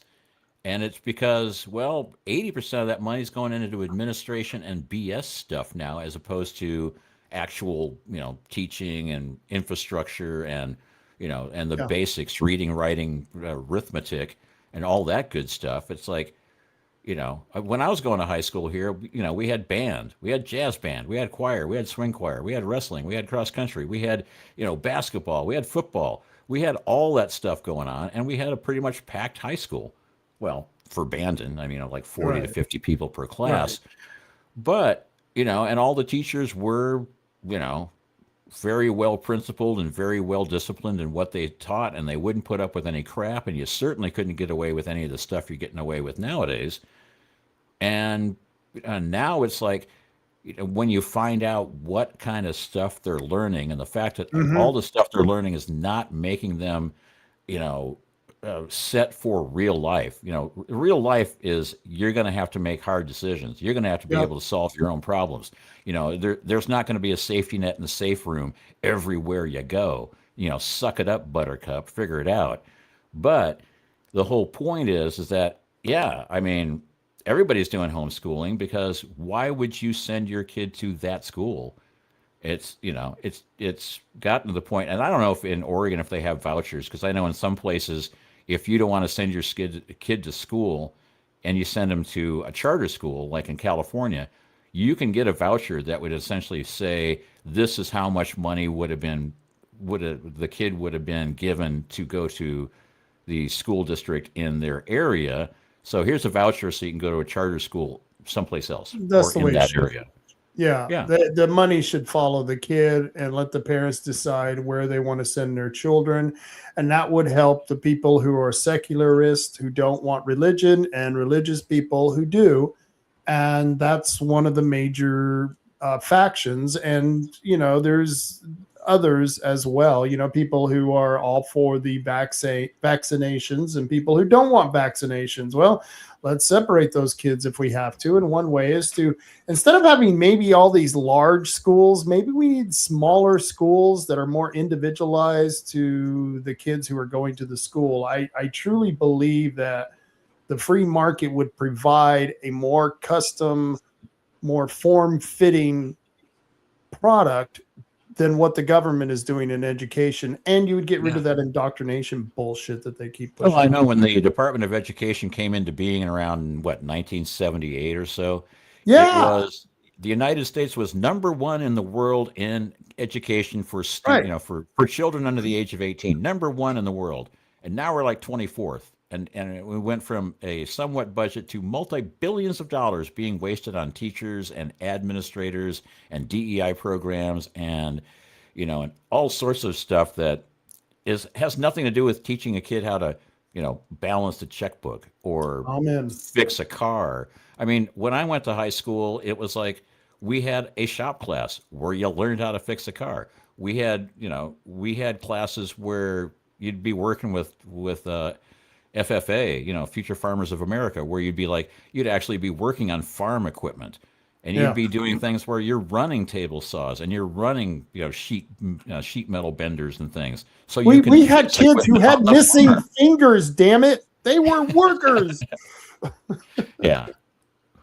And it's like, nowadays it's like, oh, well, you made a purple hairpiece or something. Good for you, Timmy. Look, you got a big shard of metal shoved through your face. That's so talented, honey. And that great tattoo across your forehead. I just love that, dear. You're gonna go far that way. And the sad part is I see these kids walking around just the way we described them: the blue hair, the tattoos on the face, the metal everywhere. And it's like, who's gonna hire these people?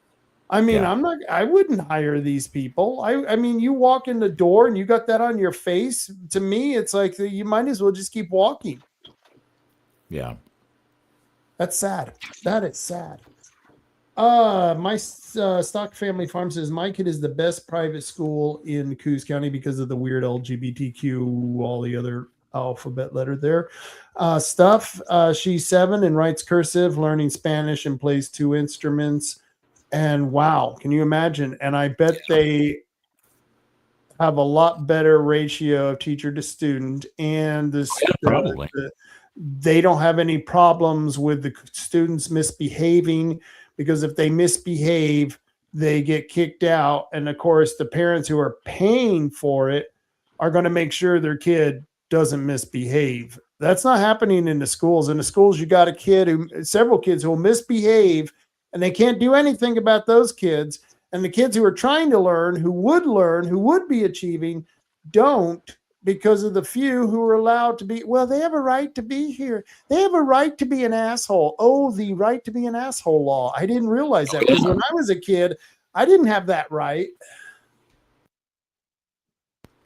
Yeah, same here. I mean, it's like, and that's the whole thing. It's like, it's gotten to the point where if, it used to be you'd be like sent to detention. And if you got sent to detention too many times, you'd be kicked out of school. And it's like, now it's like, no. As a matter of fact, you get in trouble if you try to get the troublemaker in trouble. Yeah.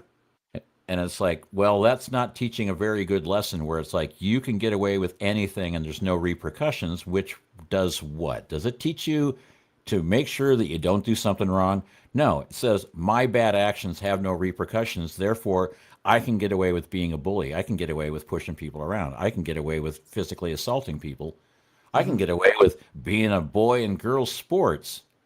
I was always like, wow, I would have gotten lost and walked into the girls' locker room. But now, when I was that age, I'm like, I wish I had, we were on going to different school for like a wrestling meet or a track meet or whatever, and we'd have to go to their locker rooms, and sometimes you'd get lost, and I'd be like, oh man, I wish I'd get lost and walk into the girls' locker room by accident, hint, hint. And it'd be like, and now it's like, well, you can do that on purpose. They don't know the 16-year-old me. I would have put on a nice silky dress with silky underwear. I'm Roberta. Yes, I identify as a female. Yes, I need to go into the woman's bathroom. You look so fabulous in an A-line dress. You'd look fabulous, darling. Look fabulous, darling. Yeah, that's what I'm saying, though. You got guys who are doing this. It's like it's almost like a South Park, you got some big old burly muscular dude, Oh yeah, I'm a girl now. Oh yeah. Yeah, I saw the weirdest statistics the other day where it was like a graph of testicular injuries in women's sports, and it's gone up dramatically in the last couple of years. But yet, the involvement of men in being wet nurses has not increased at all. I don't understand that. Yeah. I know people at home think about it. Think about it. Wet nurse. Yeah. So Did you see where? Okay. Did you see where that doctor was testifying? I think it was Senator Hawley, who was asking her, "Well, what is a man?" And she couldn't answer. This is a doctor. She couldn't answer what a man was. I tried to have the video tonight. Maxine Dexter, one of our representatives, who is a doctor, would refuse to answer that question as well. I'm like, if you don't understand XX and XY, and you're theoretically a doctor, I mean, that's just scary. I'm sorry.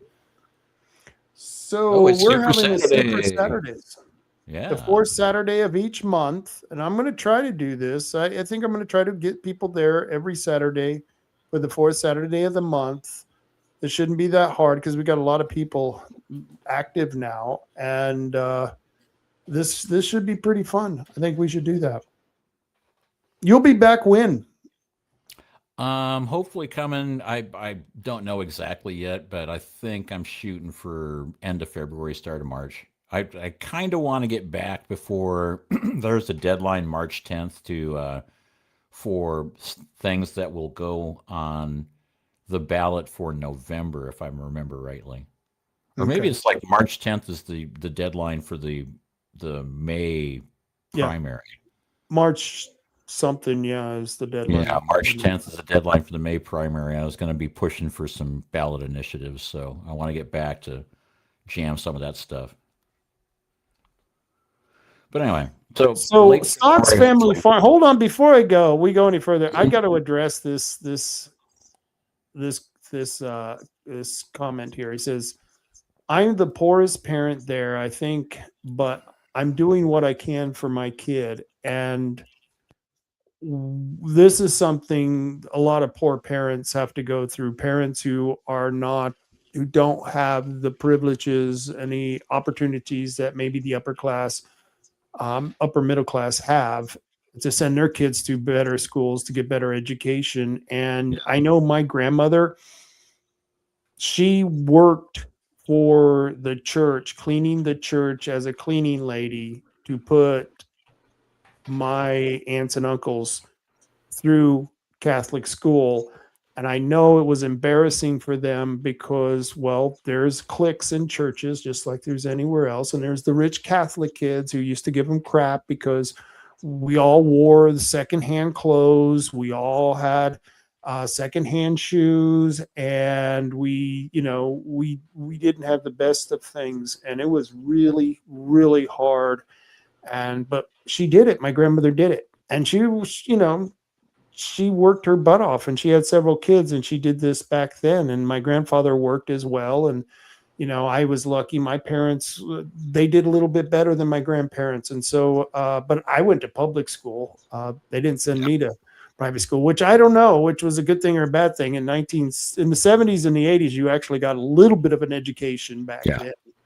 But, well, I mean, but I went to, it's no big surprise that I was actually born in small town Iowa. You know, I lived in the northeast corner of Iowa in a town of population 600. So it had one of the best schools in the state, and Iowa was really big on education anyway. So we were doing SAT tests when we were in like first and second grade. That's the kind of education we were getting.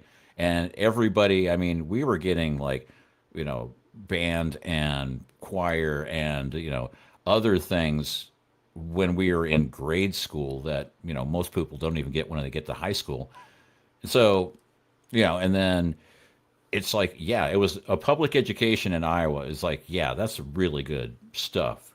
And then I get to band and it's pretty good. But this was like late 70s, back when education was still a thing. Yeah. Sort of like back when journalism was still a thing. Right. So, but this is funny. Jeff Petit says, I see a lengthy diatribe from you know who about you saying you would wear a dress to infiltrate the girls' locker room. Yes, I can see that coming now. Yes, I can hear it now. Mr. Taylor, he's a pervert. He's the grand wizard of the KKK, selling his pot to kids, trying to indoctrinate him so he can wear his silky dress and his silky underwear. And well, there you go. You know, it's now, like they've exposed me. Oh my God, yeah, they caught me. So anyway, you can just take your white evening dress and put a white cap on it, and you can go from, you know, invading the girls' locker room to going to your Klan meeting. I'm sorry, Marty. You do not wear white after Labor Day. I'm sorry. Who the hell are you? Where are you getting your fashion sense from? Damn. That's right. There's the perfect, you know, it's like somebody asked me one time, hey, are you gay? And I'm going, what, with my fashion sense? Are you kidding me? My fashion. Are you gay? No, look at me. I dress like a lesbian. What would you think of that? Perfect example of how straight I am. Have you seen how I dress? You know, I would wear white after Labor Day because I just don't know any better. I just don't know any better. Yes. Buchanan County. So he actually knows how to farm. He's not one of those Oregon farmer. He's a real life Iowa farmer. Those Iowa farmers, yes, that's, you know, West Texas is probably one of the. That's what Iowa reminds me of. A lot of flat land out there. He went to the University of Iowa as well. Maybe you guys went to the university together. I don't know. Yeah. Well, I went to Iowa State from 80 to 86. It took me 6 years to get a 4-year degree because I was working midnight to 6 to put myself through school. So kind of clashed with some of my classes. I had some sleeping issues with my classes. Yeah. But yeah. So Iowa State, and I actually did some work at the University of Iowa as well. So, and my brother lived in Iowa City. So, he was born in 82, man. So you could have been my kid. I graduated high school in 79.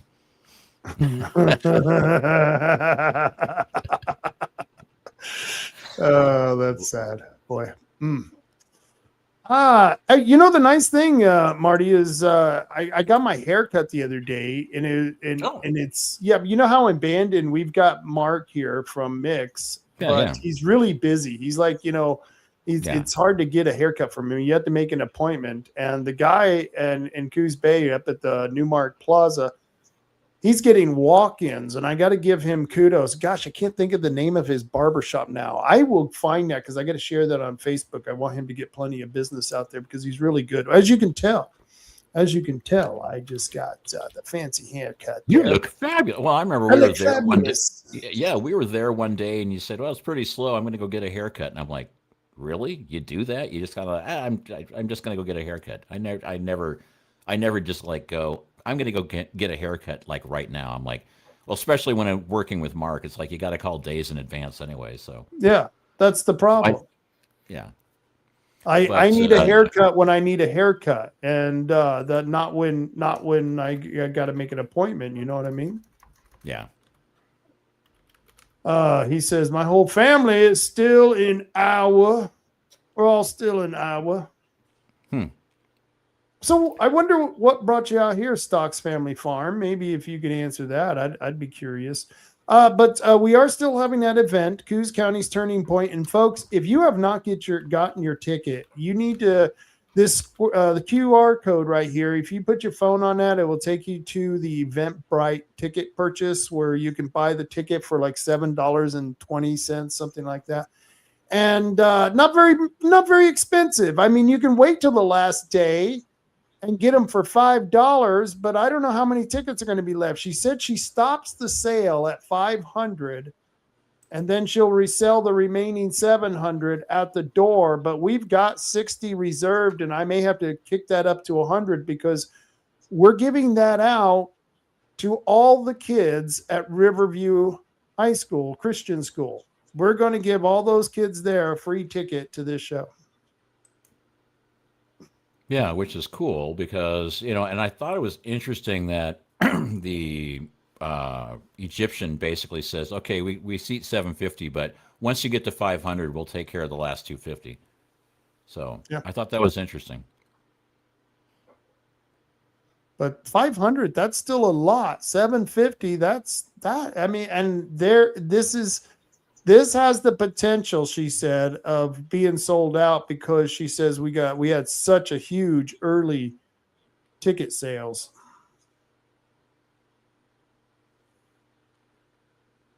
Oh, here Stocks Family Farm says, well, it's kind of dark, but I started college to quit drugs, and I was afraid if I stayed in Iowa, I'd do drugs again. And hey, no, I totally get that. Oh, yeah. If the best way not to do drugs is don't be visiting your drug dealer. That's what I've learned, Marty. Yeah, well, I understand that because I used to work at some clubs in Des Moines, and a lot of people that worked in those clubs, like I worked at the Playboy Club, and I worked at some of the dance bars, and I worked at a few other places, and there's a lot of people on drugs, and I hung out with a lot of those people, and it's like we all got, the Playboy Club closed down, and we all were hanging out together, and I'm like, wow, this would be so easy to get sucked into the undertow on this one, where all these people are like, now that they don't have jobs to get cleaned up for in the evening, they're just going to do more drugs, and it's like, oh man. So luckily, I got out of there before I got sucked into the accretion disc on that one. Yeah, totally. But that's I mean, and it takes a while to get off all that stuff. And, I can walk into a bar and not take a drink. And I drank for many, many years. It's just, but why would you risk living around it and you need to get new friends. That's the other thing I found. Once you stop drugs, you gotta get rid of your drug friends, because then everything you do with your drug friends is, hey, let's get high. No, I'm not doing any drugs. Oh, that's cool. Well, let's go to the bar and get high. No, I told you, we don't do that anymore. Yeah, I mean that was kind of difficult as well, because it was like, okay, when I was working those jobs, we had odd hours. I mean, we'd go to work at like, say, 4 p.m, and by the time we got cleaned up and got the bar closed and all that good stuff, we wouldn't be done until like 3 o'clock in the morning. Well, that's the same thing with everybody else that worked in bars in that area. Yeah. So we just kind of had this group of people, and they'd all show up at our house, and the party would start at 3. I mean, and it's like, so we had like all the people that were working at all the top clubs in Des Moines, we're all hanging out at our house. So it'd be like, we'd work, and then we'd start partying when we got off of work at 3. We were next door to a bar that we had a deal worked out with the guy that we'd buy a keg when we left for work, and then when he closed at 2, he would chain the keg to his back porch and our back porch, so that when we got there, we'd have a fresh keg that only we could get to, so we could start the party. And it's like, yeah. So once you decide you're going to sober up, you're gonna have to find new friends. You got to find new friends, and find some that actually have jobs and are in a bar. And that's what I always used to tell my son. If you're doing stuff that's screwed up and you're hanging around a bunch of screwed up people, they're really not your friends. they're the ones who really, you because they're not doing what's right for themselves. They're certainly not going to do what's right for others. That doesn't even make sense. So I don't miss it. I don't miss that lifestyle whatsoever anymore because everyone was sketchy. Everyone had an angle, and it was. You think politics is bad? No. The drug world is much worse. See, now all we need is drug-addicted, alcoholic politicians. Oh yeah, we have some of those. We won't talk about DBS tonight. But anyway, so, allegedly, damn it, allegedly, yes. So, but if you want to take out those trees, yeah. So I wonder because one of my favorite towns in Iowa in Buchanan County is Quasqueton. It's Quasqueton, Quasqueton. And I remember when we were playing road bingo when I was a kid. Road bingo is where you have to get every letter of the alphabet from a road sign. Spell the road sign. Oh, Quasqueton? Yeah. Quasqueton. Quasqueton. Quasqueton, Iowa. Not to be confused with the county seat of Independence. That sounds like they named it that just to screw you up when you do a driver's test. I got to test you to see if you've been drinking. What city do you live in? Quasqueton. Don't you live in Quasqueton, officer? You're drunk. No, I live in Quasqueton. I live in Quasqueton. Yeah, he's blowing .08 or better. Uh-huh. And look, Stock Family Farms. He says, I went to the Quasqueton all the time. I'm from Jesus. We had a family cabin there. Oh man. Huh. He's probably meant he's from Jessup, but yeah.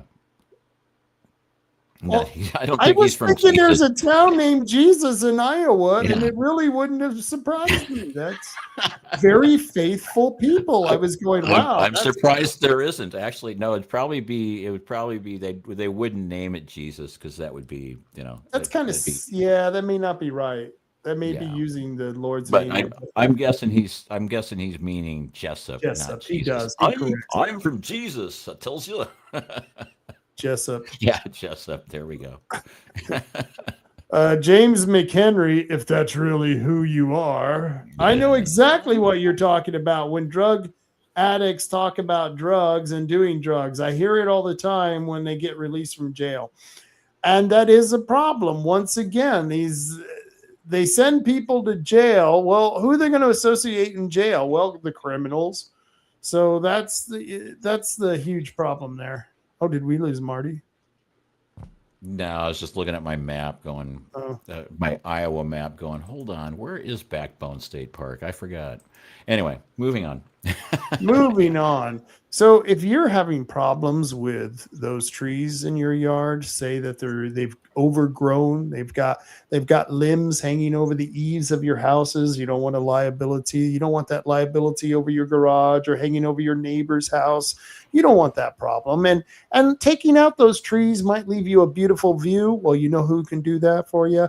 3H Tree Service. They can come in and remove those trees with surgical precision and leave you with a nice clean yard. They clean up very well after themselves. They're really good guys over there. And you can reach them at 541-294-1800. Matt Holman and the guys, they come in. They do a quick job for a good price, and they are licensed. LCB 100-237, and Matt Holman is is an arborist. Yeah, licensed arborist, and he's going through rotator cuff repair now, isn't he? Yeah, man, that's really bad. Yeah, I'm sure that would make it a little difficult to climb trees, I would think. Yeah. Yeah, that's not good. It makes it really hard to climb.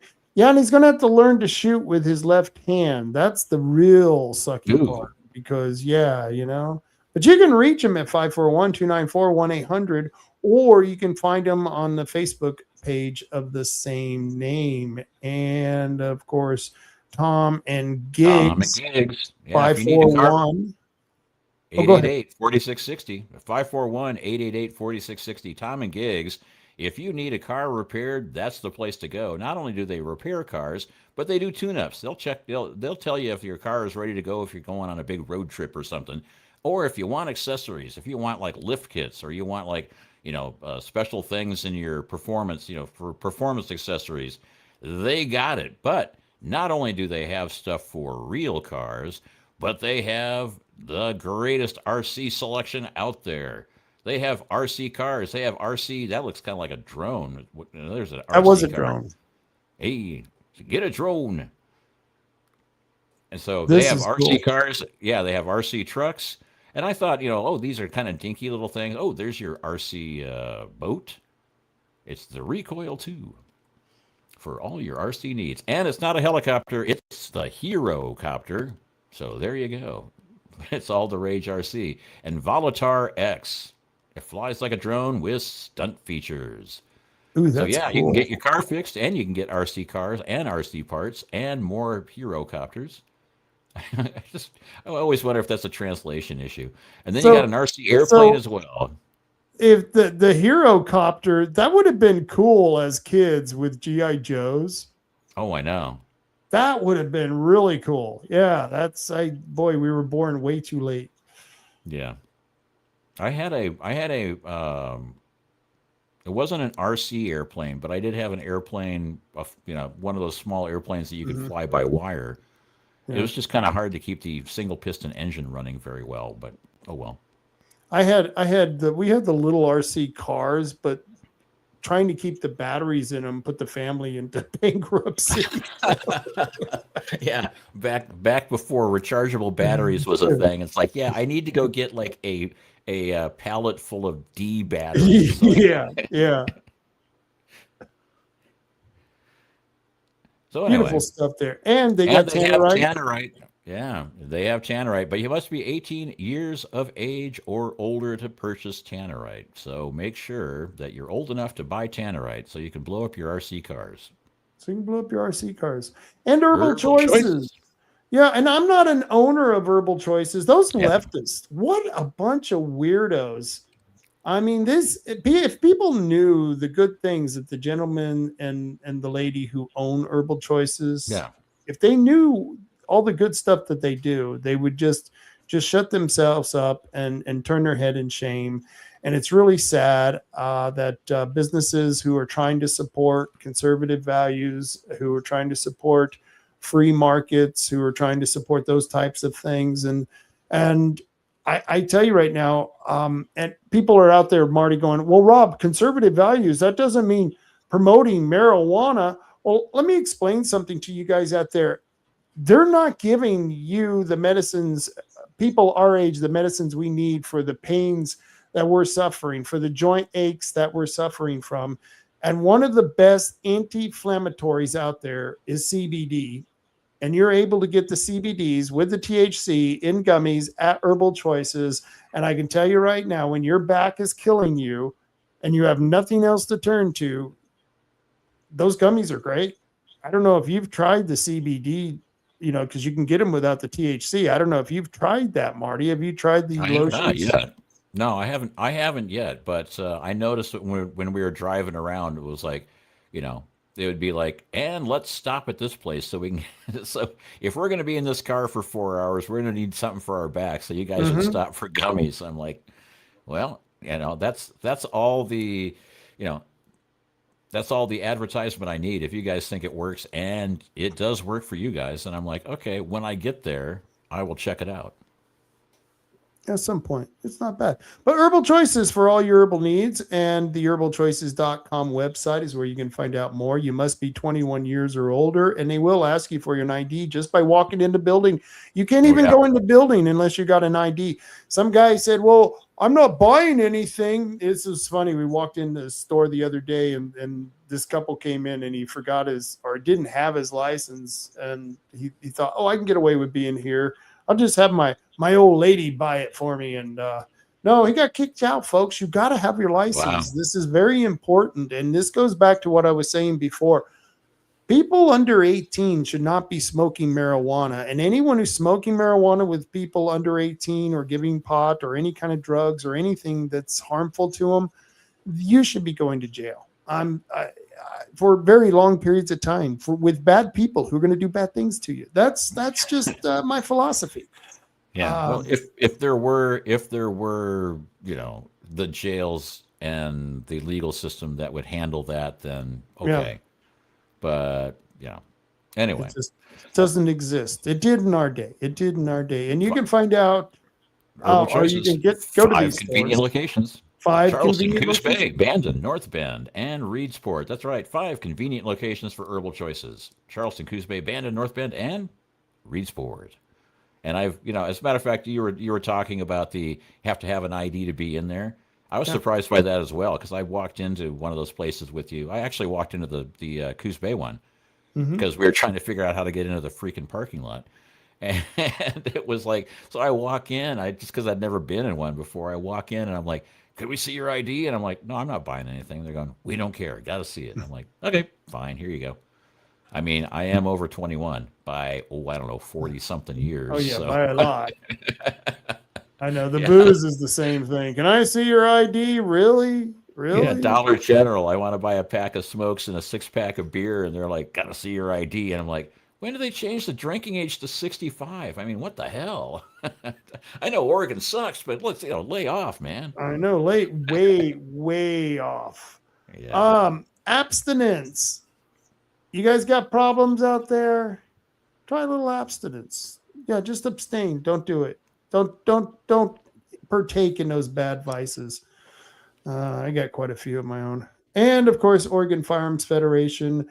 I keep saying this, but I need to have Kevin back on the show because there's been a lot going on. I want to talk to him about what's his name, Knope, being put on as the prosperity secretary. Did you see that? Yeah. Since when do they put a Republican in charge of the finance stuff? And I'm like, okay, that's kind of weird. And Oregon Firearms Federation is not a sponsor of the Rob Taylor Report, but we like them so much that we give them a plug every show because they are the people standing up for your Second Amendment rights. Oregon Firearms Federation, no compromise. OFF, as in keep your hands off our freaking guns. OregonFirearms.org. So loyalty is a very important thing to me. And OregonFirearms.org, Oregon Firearms Federation, run by Kevin Starrett.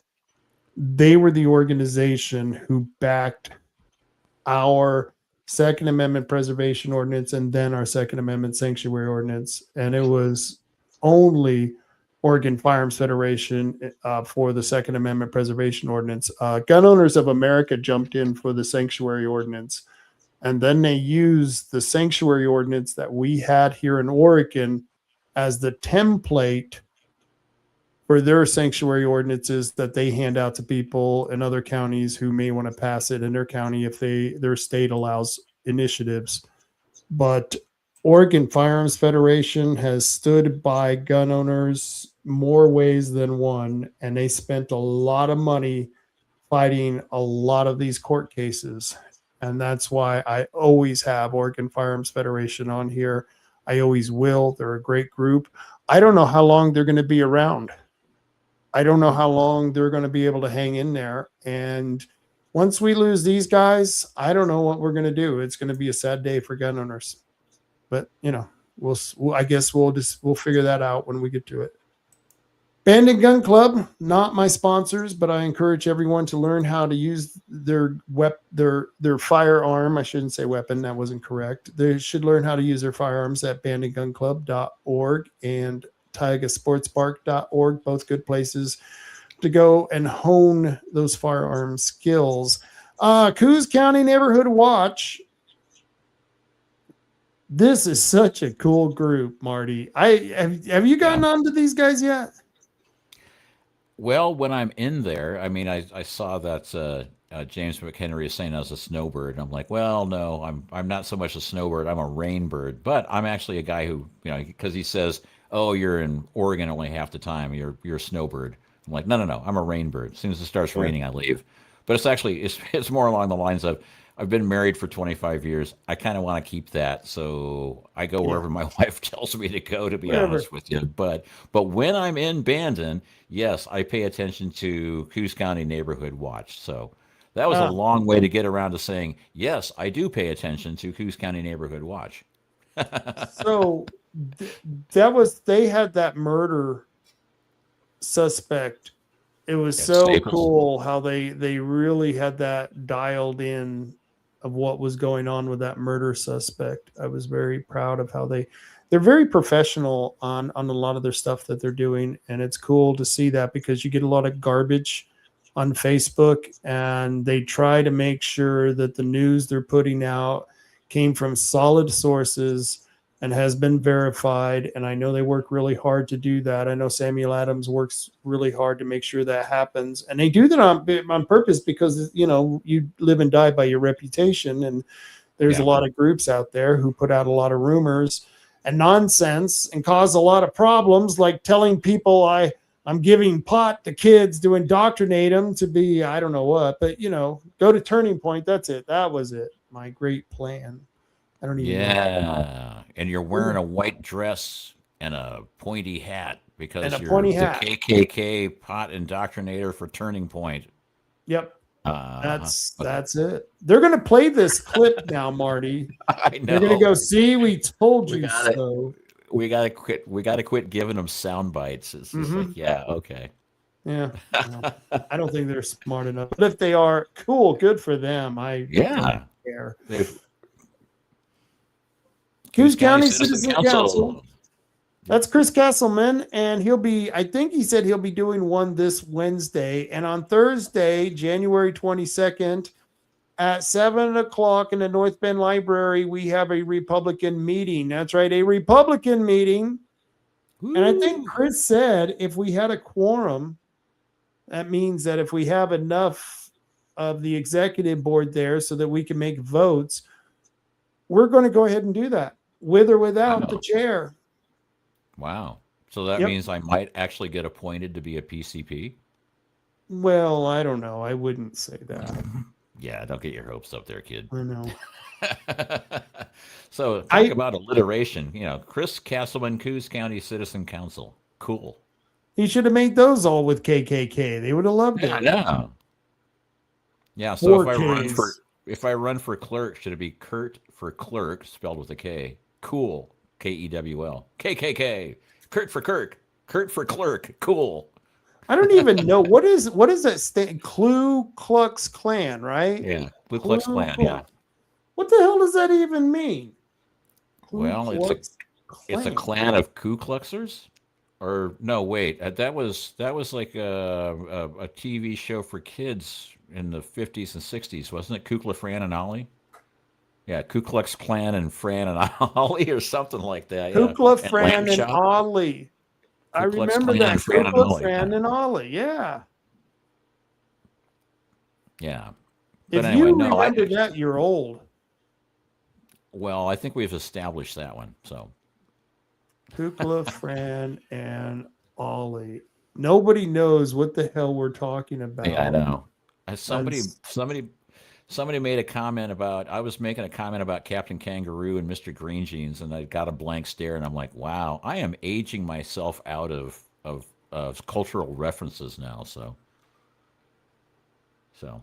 let's see if I can share this. The Klan of Confederated Democrats.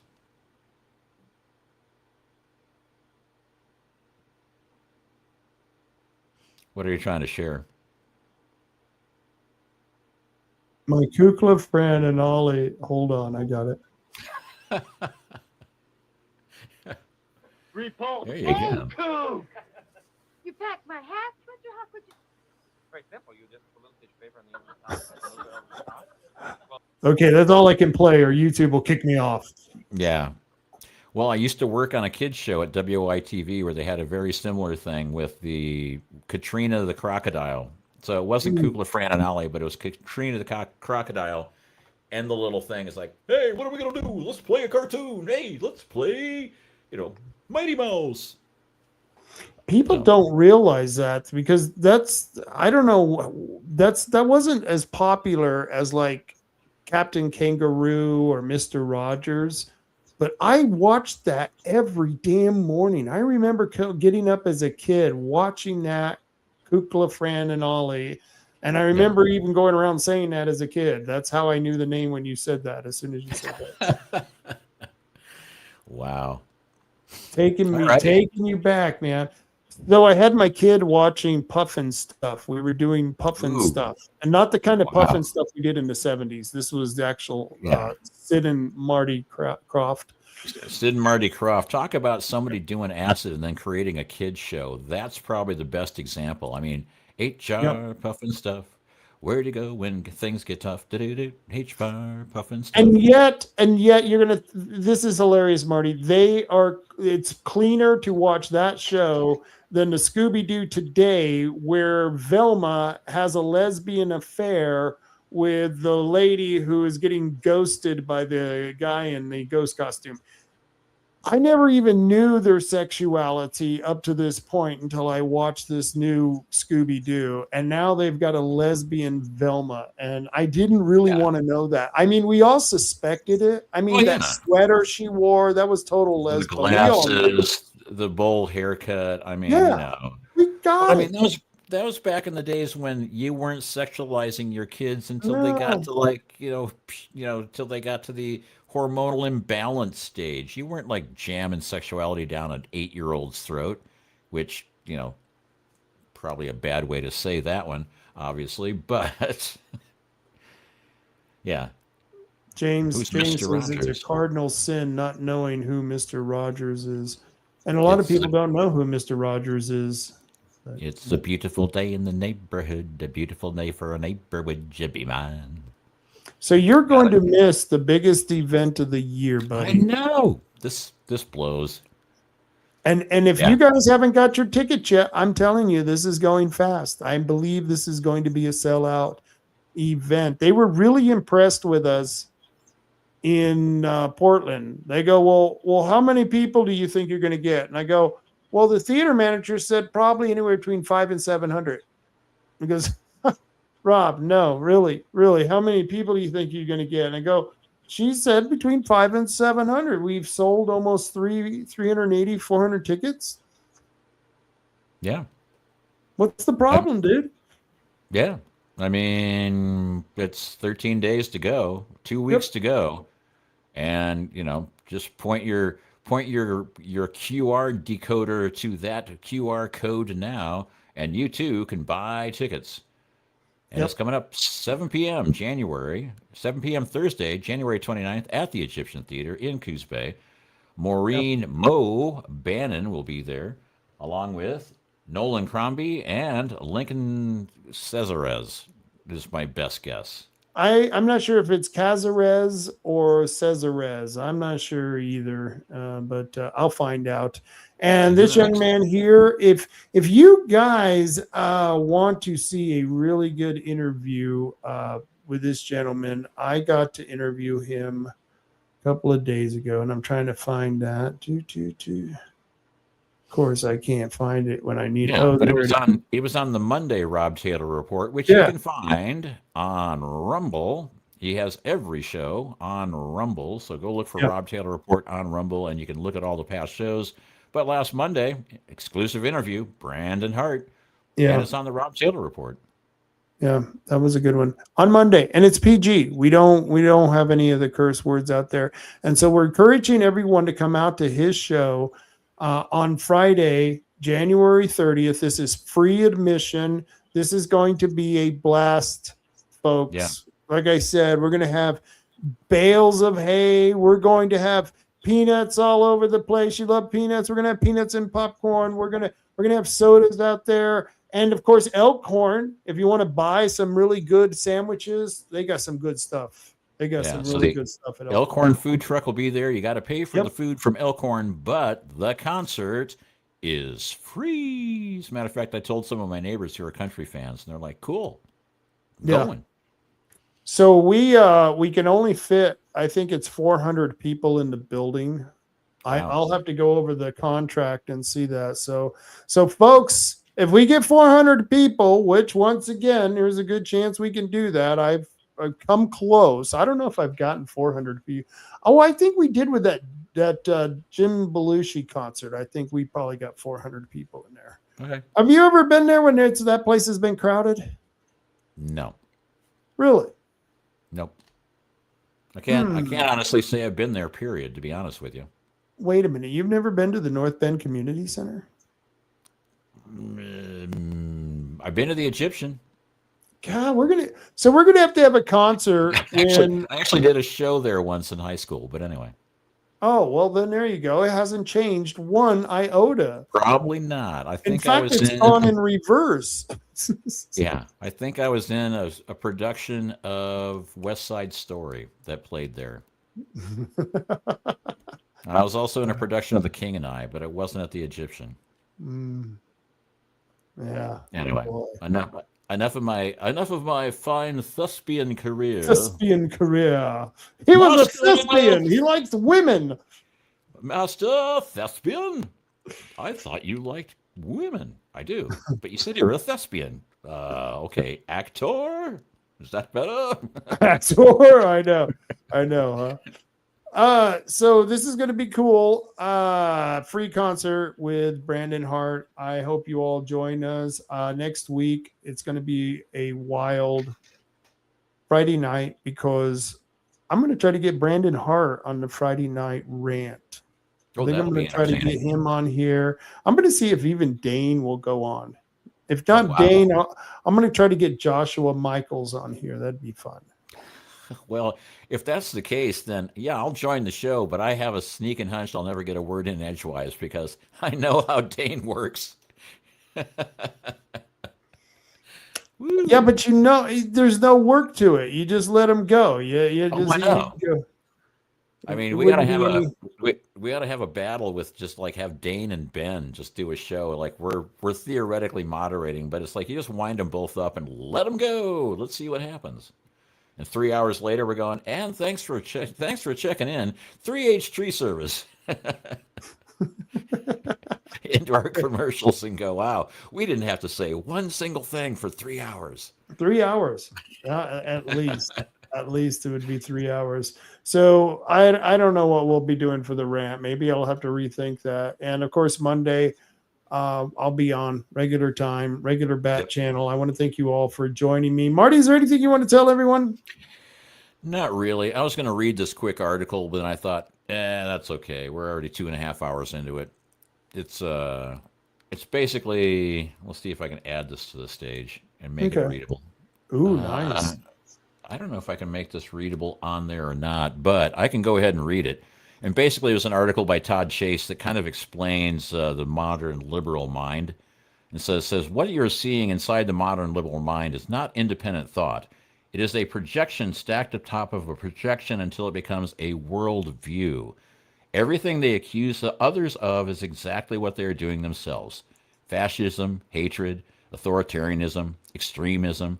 None of these labels originate from the observation. They originate from the internal guilt and the ideological insecurity. Liberals no longer argue ideas. They chant labels. They move as a mob, not as individuals. Once a belief becomes emotionally fused to identity, reason becomes irrelevant. At that point, disagreement is treated as evil rather than difference. It is how cult psychology forms. The individual dissolves into the group, and the group demands constant reinforcement through outrage and moral panic. Projection is the fuel. By calling everyone else Nazis, they avoid confronting their own authoritarian. I knew I'd get there eventually. Confronting their own instincts. By labeling dissent as dangerous, they justify silencing it. By declaring themselves morally superior, they excuse any behavior that would otherwise be indefensible. This is not intelligence. It is narcissism reinforced by group approval. History is full of movements like this. Jim Jones did not start with poison. He started with a moral certainty. He convinced his followers that everyone outside the group was evil, corrupted, and dangerous. Once that belief was locked in, the group no longer needed evidence or restraint. The same psychological mechanics are visible now, amplified by social media and political rhetoric. A society cannot function when one side abandons reason and replaces it with projection and fanaticism. When people stop thinking and start chanting, they do not become righteous, they become dangerous. And that's what I wanted to read.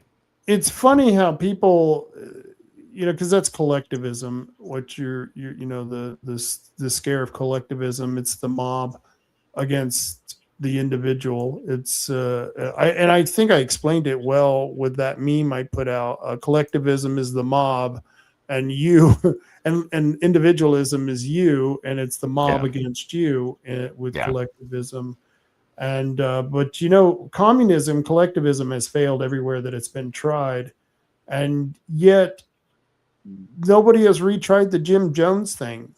Why did they learn from Jim Jones and nobody's going back to Guyana since Jim Jones has left to start that over with? But boy, they just keep trying that communism, and yet communism was a greater failure. Yeah. Well, I mean, what was that cult in San Diego where they were they had like the purple, they were supposed to, like, there's a UFO hiding behind Mars that was coming to get them. And they were true. That happened. That really happened. Yeah, but I mean, that was, it's similar to Jim Jones. They basically all killed themselves because, that's the only way that it would work.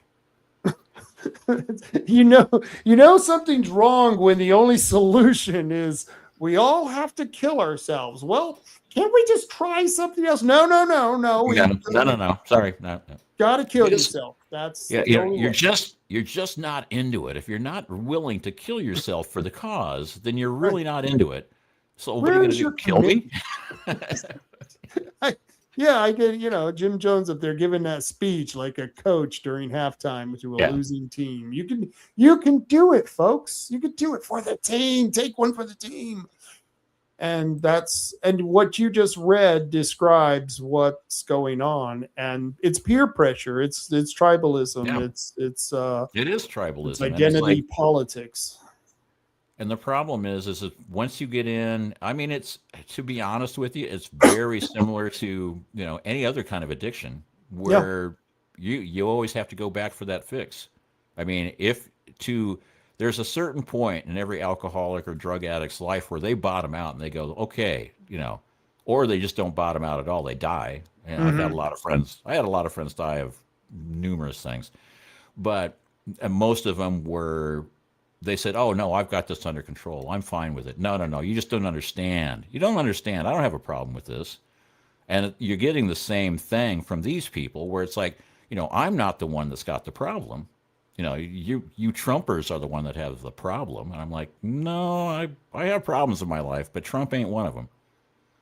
And it's like, but you see the same thing that you see in addicts that they're, you hope. I've gotten to the point now where I'm like, well, I hope you get better, but I know I'm not going to get sucked into this undertow and try to help you out. I tried to help way too many people stop doing what they're doing. And not only were they not thankful that I tried to help them, but normally they were very, very upset that I tried to help them. And they'd be, physically assaulting me because I was trying to get them to stop overdosing on drugs. And that goes back to what I was saying about getting a better class of friends, because druggies, if they don't even give a shit about their own life, and I don't know how many times I've heard the same person OD over and over again, and yet that person has friends. And I'm thinking, what do you sit around? Hey, you're going to OD tonight? I was just wondering. You think maybe we could OD together? Wouldn't that be cool? Yeah. And then we could get brought back to life. Wouldn't that be just a really happening thing? I mean, if that's your friends and that's your conversation you're having, you need to get new friends. You need to get some abstinence first. You need to get a lot of abstinence. Yeah. And then you need to get some new friends, and that would clear up a lot of things, because if they're doing this to you, or to themselves, they're always going to do that to you, and that's the collective. If that's what they're doing to the people inside the collective, we're willing to use you as hamburger because it's for the greater good, then they're not doing what's best for you. They're not your best friend. Yeah, and they don't even realize, most of these people don't even realize they're pawns. I mean, how many times do you have to be lied to before you finally wake up and realize you're being lied to? I mean, I have people that I used to think were pretty intelligent keep repeating the same hoaxes over and over again. And I'm like, wow, that has been, that's been proven a hoax. That's been proven wrong, by numerous sources. Even some of the mainstream media let slip that they thought that was a hoax, speaking of a specific incident type of thing. And it's just like, okay, I mean, you're basically locked into the spiral where, you're going to have to hit bottom at some point, and hopefully you do soon, because we can't have these people as our friends. No. I mean, they are toxic to everything they touch, which is sad because it's just, it doesn't have to be that way. No, not at all. No, we can be reasonable. We can disagree. And if you don't, and if you don't like Trump and you don't like Turning Point, that's fine. And I don't even care if people show up to protest our event. No. Just allow us our right to speak and our right to live peacefully. And we'll support your right to be there to protest. And that's all we're asking. And that's not what they're giving. I mean, you saw what they did in Minnesota, where the ICE, isn't it? It was Minnesota. Boy, I'm having a. Yeah, no, there were huge ICE things. Minnesota, right? Or Minneapolis? Yeah. Well, Minneapolis is in Minnesota, so. Right. All right. Okay. You're right on both counts. Okay. But they've had protests in Minnesota. They've had protests in Portland. They've turned violent. I mean, the gal in Minnesota who rammed the ICE agent with her car got shot. Well, and she rightfully so. I mean, you don't ram people with. Oh no! You got to. That officer should have just done nothing and been hit. It's the. Well, and that exact same officer had been hit and drugged by a protester a couple of months earlier. And it's like, really? Here we go again. So, and it's like, it's not like they didn't give him any warning. This is not like Ashley Babbitt in the Capitol, who got shot with no warning whatsoever. Right. And she had no deadly weapon. And there, but, it's like, oh, well, she turned the car towards the agent and hit the accelerator while her girlfriend, wife, whatever, was screaming, go, go, go, and it's like, so she got shot.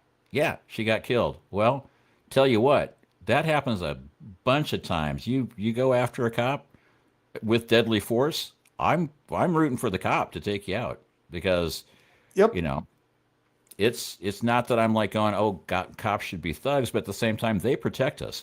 And we need to support the fact that they are in a very dangerous situation where they don't have a lot of time to give it a thought. Oh, well, she was a poet. She used to. How is he supposed to know that? She's driving at him with a freaking car. You nailed it.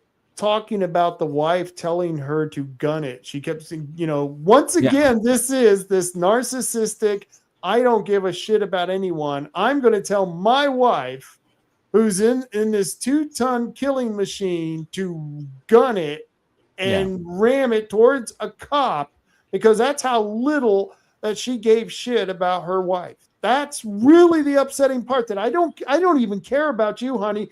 We got to do it for the cause, because this is the collective.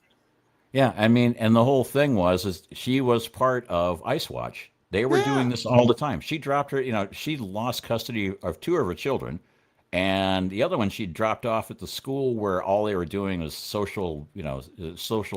teaching social politics or whatever. But the whole point is that the wife got out of the car and was like, getting the perfect shot, showing her being confronted, being confronted by the police, because they wanted something that they could post, they could turn it into a meme. They could, fan the flames. They could see, oh, look at this, a police officer assaulting a woman, and then it got escalated, and well, hey, she got shot. Well, there you go. You're an idiot. Darwin, you are the Darwin Award winner for this week. Congratulations.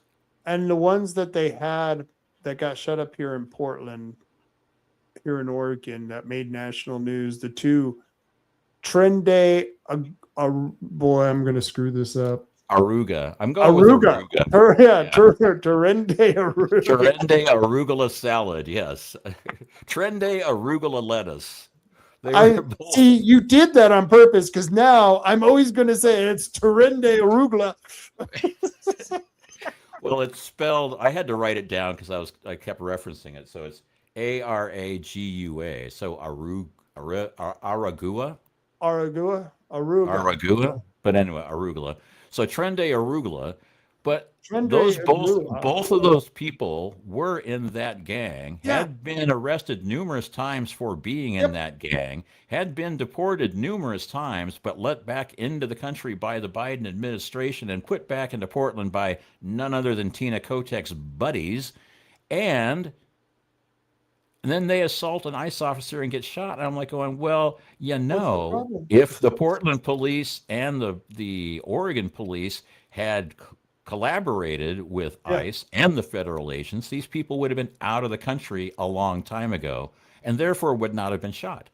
Right. So this is a failure in Oregon and Portland police, not in the ICE agent that was protecting himself and his other agents.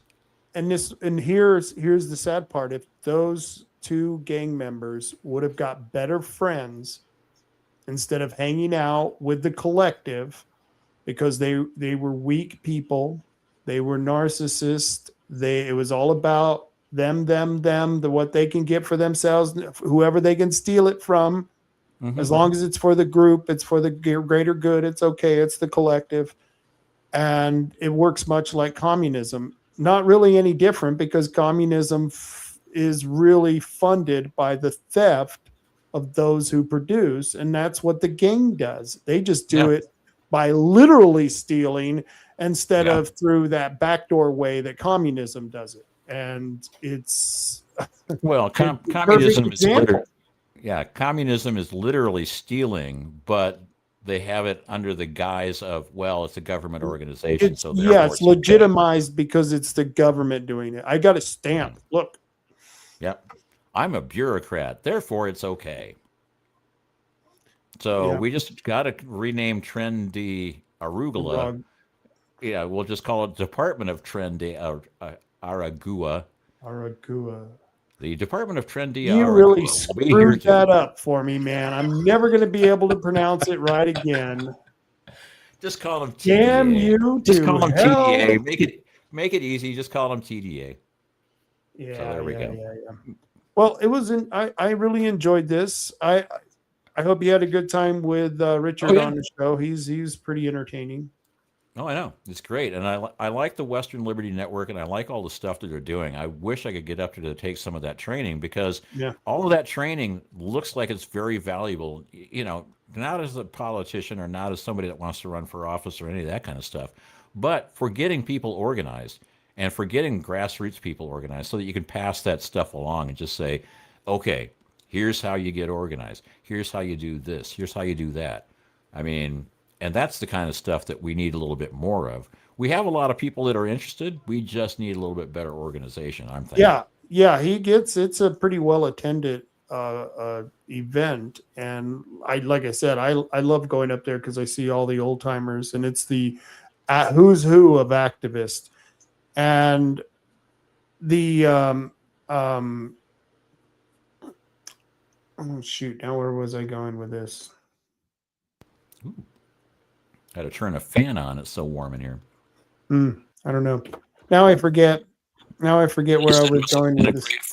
A great event of activists and other people that are doing, community efforts as well. So it's like it's going to summer camp essentially for people that have been there. Oh, before. I know what I was going to say. So if I had any complaint, and this is really not a complaint, this event is so good and so power packed with information and classes. When you go there, you have to sign up for which courses you want to do.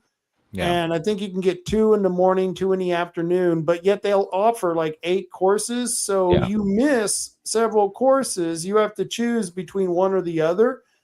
And I think Richard really needs to expand that to a 2-day event so that he can span out those courses so you can take more of them, because they're taught by some pretty heavy hitting people in politics. I forget the lady's name who they brought in there. This was like a top dollar.